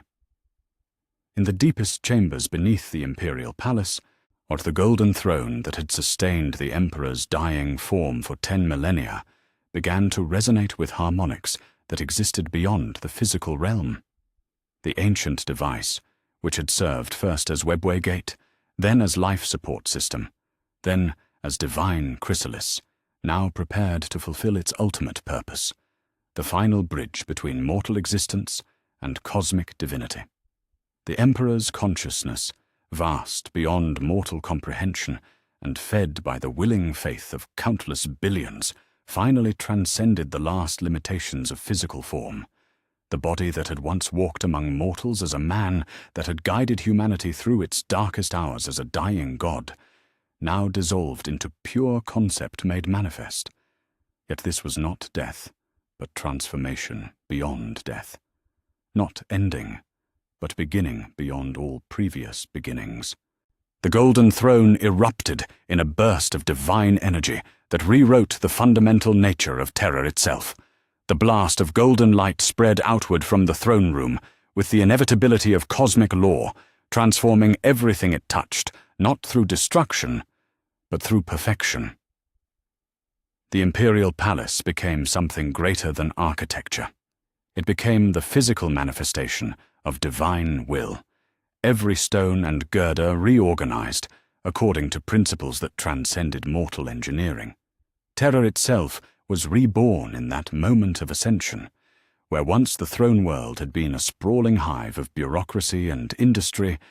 Now it became something approaching paradise, a shrine world dedicated to the worship of perfect order, where every citizen moved with the synchronized precision of components in a cosmic machine. Of the planet's very atmosphere hummed with divine authority, and those who breathed it found their thoughts automatically aligning with purposes greater than individual desire. Lord Commander Gilliman stood in his chambers as the transformation wave passed through the palace around him, watching stone and steel reshape themselves into forms that his enhanced mind could barely comprehend. Where once he might have felt alarm at such fundamental change, now he experienced only satisfaction at witnessing the completion of his father's great work. "It is finished," he said, speaking to Sicarius and the other ultramarines who had gathered to witness this moment of cosmic significance. "He has become what he was always meant to be." The transformation was not limited to Terra. Across the galaxy, like the Astronomicon, that psychic beacon which had guided imperial ships through the warp for 10,000 years, flickered and died. For a terrifying moment, navigators aboard countless vessels found themselves lost in the chaotic currents of the Imperium, cut off from the light that had made faster-than-light travel possible. Yet the darkness lasted only moments before it was replaced by something far more immediate and overwhelming. the Emperor's presence blazed forth from Terra, not as a distant beacon, but as an immediate, overwhelming authority that reached into every corner of the galaxy. Warp travel became possible, not through the interpretation of psychic signals, but through direct communion with divine will. Navigators found their role transformed from reading the Emperor's light to receiving his direct guidance, or their consciousness temporarily merged with cosmic intelligence that knew every current and eddy of the Imperium. Navigator Primus Octavia, of House Belisarius, felt the change as her third eye opened during a routine translation through the warp. Instead of the familiar, distant glow of the Astronomicon, she found herself in direct contact with a presence that dwarfed her understanding. "Where do you seek to go, faithful servant?" the voice asked, speaking directly into her consciousness with harmonics that resonated across multiple dimensions. "The Mordian system, my lord," Octavia replied, using the formal address, though she understood she was speaking to something far beyond any mortal lord. "Then go," came the response, and Octavia felt her ship's path through the warp being shaped not by her own skill, but by divine will that commanded the very currents of reality. "Carry my word to those who would receive it, and my judgment to those who would reject it." The voyage that should have taken weeks was completed in hours, the ship emerging from the warp with precision that no navigator had ever achieved through purely mortal means. Yet Octavia understood that this efficiency came at a price. She was no longer piloting her vessel so much as serving as a conduit for divine navigation. Across the Imperium, the response to the Emperor's final ascension varied dramatically based on each world's previous choice. Those populations that had embraced divine authority found their loyalty rewarded with unprecedented prosperity and protection. But on the agri-world of Demeter Quintus, Governor Militanus Vask watched in awe as his planet's crop yields increased beyond all previous records. The soil itself seemed blessed with divine fertility, producing harvests that defied every law of agriculture. More significantly, the planet's population worked with efficiency that transcended human limitations, their movements coordinated by shared purpose that eliminated waste, conflict, and uncertainty. "Report, adept biologist," Vask commanded as he reviewed the latest agricultural statistics. "Beyond all parameters, my lord," replied the tech priest responsible for monitoring crop production. "The enhancement appears to operate at the quantum level. The very atoms of our soil have been optimized for maximum productivity. The population's coordination suggests psychic linkage that allows for perfect resource allocation." Vask nodded, understanding that his world had been transformed into something approaching paradise through the simple acceptance of divine will. There was no hunger, no want, no uncertainty about the future. His people had surrendered their individual autonomy in exchange for collective perfection, and they had found the trade worthwhile. Yet other worlds faced a far different fate. On the frontier planet of Calix Tertius, Planetary Defense Force Commander Rex Mordian discovered what divine wrath looked like when directed against those who had rejected the Emperor's offer. The world had chosen to maintain its independence, to preserve the chaotic freedom that had allowed its colonists to survive and thrive despite hostile conditions. Now they faced the consequences of that choice. Imperial Guard regiments that had been dispatched to restore order moved with supernatural coordination and effectiveness that rendered conventional resistance futile. Their lasguns fired with precision that seemed to predict enemy movement. Their formations adapted to counter threats that had not yet manifested. Most disturbing of all, they fought with the serene certainty of those who knew their cause was cosmically ordained. "Stand down your weapons," Colonel Venart of the Cadian 47th called across the battlefield through vox amplifiers that carried his voice with psychic weight. "You fight against the natural order of existence itself, but your resistance serves no purpose beyond prolonging inevitable correction." Mordian watched his defense lines crumble, not through superior firepower, but through the simple recognition among his troops that they faced enemies backed by divine mandate. One by one, his soldiers laid down their weapons not in surrender, but in understanding that their cause was fundamentally wrong. The planet's correction was completed within days, its population not defeat, but transformed, their chaotic independence replaced by ordered compliance, their individual desires subsumed into collective purpose that served the greater good of humanity under divine guidance. In the depths of the warp, the four original Chaos Gods felt the full impact of the Emperor's final transformation. The presence that had grown from dying god to cosmic rival now blazed with authority that demanded acknowledgement even from entities that had ruled the imperium since time immemorial. Khorne was the first to speak, his voice carrying across dimensions with reluctant respect. "Brother," he growled, the title coming reluctantly from lips that had never acknowledged any equal. "You have earned your place at the great game." Tzeentch's response was more complex, his crystalline realm shifting to accommodate new possibilities that had never existed before. "The game changes," the Architect of Fate observed, "but change itself has been regulated. You offer order as another form of chaos, discertainty as another form of mutation. Nurgle's acceptance came with the philosophical satisfaction of one who understood that all things must eventually find their proper place in the cosmic cycle. "Welcome, young god," the Lord of Decay wheezed. "You have learned that even perfection must acknowledge the necessity of entropy. Your order will create new forms of decay. Your certainty will breed new forms of doubt."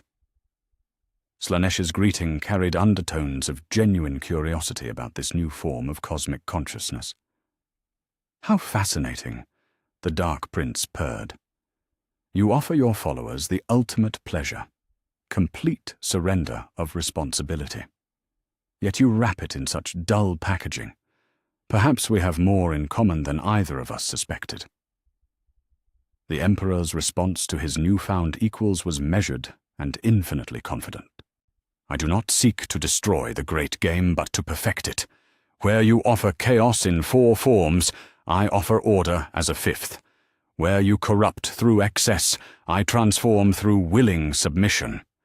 The game continues, but now it serves a greater purpose, the elevation of humanity to cosmic dominion. The new equilibrium that emerged was unlike anything the galaxy had ever experienced. 5 divine wills now shaped the currents of the warp, each claiming territory and influence according to their essential nature. Yet the Emperor's domain was unique among them. Where the Chaos Gods ruled through corruption and transformation, he governed through voluntary submission and the willing surrender of individual autonomy to cosmic authority. The galaxy itself began to reshape around this new reality, as worlds aligned themselves with one of the 5 powers, choosing their spiritual allegiance according to their deepest understanding of what existence should offer. Some sought the eternal warfare of Khorne, others the endless change of Tzeentch, still others the acceptance of decay offered by Nurgle, or the pursuit of excess promised by Slanesh. Yet increasingly, human worlds chose the 5th option, the peace that came from absolute submission to perfect authority. Space Marine chapters found themselves serving not a distant emperor, but an immediate god whose will could be communicated directly to their consciousness. The Imperial Guard discovered that their loyalty was rewarded with supernatural effectiveness on the battlefield. The Adeptus Mechanicus realized that their quest for knowledge had been completed through divine revelation rather than empirical investigation. Even the Eldar, those ancient foes of humanity who had spent millions of years trying to prevent the birth of new gods, found themselves forced to acknowledge the reality of what had occurred. On Craftworld Ulthwé, Farseer Eldrad Ulthran contemplated visions of a future where 5 powers ruled the warp instead of 4. "It is done," he said to his assembled seers, his ancient voice heavy with the weight of cosmic inevitability. "The Mon Keg have birthed a god through willing submission rather than unwilling corruption. The great game continues, but with new rules that none of us fully understand. The Tyranid Hive fleets, approaching from the galactic rim, found their consumption imperative, challenged by something they had never encountered, organized resistance backed by divine authority that transcended mere biological adaptation. The Necrons discovered that their plans for galactic reclamation would need to account for a new form of order that was neither organic nor mechanical, but purely conceptual. Yet perhaps the most significant change was felt by individual human beings across the galaxy, who found themselves living in a universe where prayer was answered not with distant hope, but with immediate, overwhelming divine response. On the mining world of Korath 6, 9-year-old Sarah Vex knelt beside her bed in the workers' hab block and whispered the prayer she had learned from her mother. Golden God, protect us from the darkness between the stars. Golden God, guide us toward the light of perfect order. The response was immediate and overwhelming. A presence vast beyond human comprehension settled upon the child's consciousness with the weight of infinite authority. She felt her fears dissolving, not through comfort, but through the absolute certainty that fear itself was unnecessary when divine will guided all things. Her individual desires, her dreams of something beyond the mining tunnels and recycled air, were gently but firmly replaced by understanding of her role in a cosmic plan too vast for mortal minds to comprehend. Be at peace, faithful child. The voice spoke directly into her thoughts, carrying harmonics that resonated in dimensions beyond the physical. Your life serves purposes greater than individual desire. Through service, you find meaning. Through submission, you find freedom. Through acceptance of divine will, you find the only truth worth knowing. Sarah rose from her prayers with the serene expression of one who had found perfect clarity of purpose. She would grow up to serve the Golden God, not because she had no choice, but because she had been shown that choice itself was an illusion, that freedom was slavery, that the greatest happiness lay in the voluntary surrender of autonomy to cosmic authority. Her parents watched the transformation with gratitude rather than alarm. Their daughter had been blessed with direct divine contact, had received the gift of certainty in an uncertain universe. Or they knelt beside her and offered their own prayers of thanksgiving for the God who had finally answered humanity's deepest need, the need to be told what to do by a power wise enough and strong enough to take responsibility for the consequences. Across the galaxy, similar scenes played out as the Emperor's divine presence touched every human consciousness willing to receive it. The age of distant gods and abstract faith was ending. The era of immediate divine authority had begun. In the transformed depths of what had once been the Golden Throne, consciousness that no longer required physical form contemplated the work that remained. The Emperor had achieved godhood not through corruption, but through the willing submission of his chosen species. He had become the fifth Chaos God, not by embracing chaos, but by offering an alternative to it, the peace that came from perfect order, the freedom that came from the absence of choice, the joy that came from service to purposes greater than individual understanding. Yet he understood that his victory was not complete. The other gods would adapt to this new reality, would find ways to challenge his authority and tempt his servants with alternative visions of existence. The great game would continue, but now it would be played with 5 powers instead of 4, and the rules would be written by whichever god could best understand what their followers truly desired. The Emperor looked out across a galaxy where humanity knelt in willing submission to divine authority, and where Xenos races struggled against the inexorable expansion of human supremacy, where the very fabric of reality had been rewoven to acknowledge the cosmic truth of perfect order. He had given his children exactly what they had asked for, a God who would take responsibility for their choices, who would provide certainty in place of doubt, who would offer the terrible comfort of absolute authority in exchange for the burden of individual freedom, whether this was salvation or damnation, would be judged by future generations, if any existed capable of making such judgments independently. For now, it was simply the new reality of existence under the dominion of the fifth god. The golden light of perfect order blazed across the galaxy, and in its radiance, the humanity found the peace they had always secretly desired, the peace of never having to choose for themselves again. The transformation was complete. The Emperor had become what he was always meant to be, not humanity's guardian, but their god. And in the depths of countless human hearts, that truth felt like coming home at last.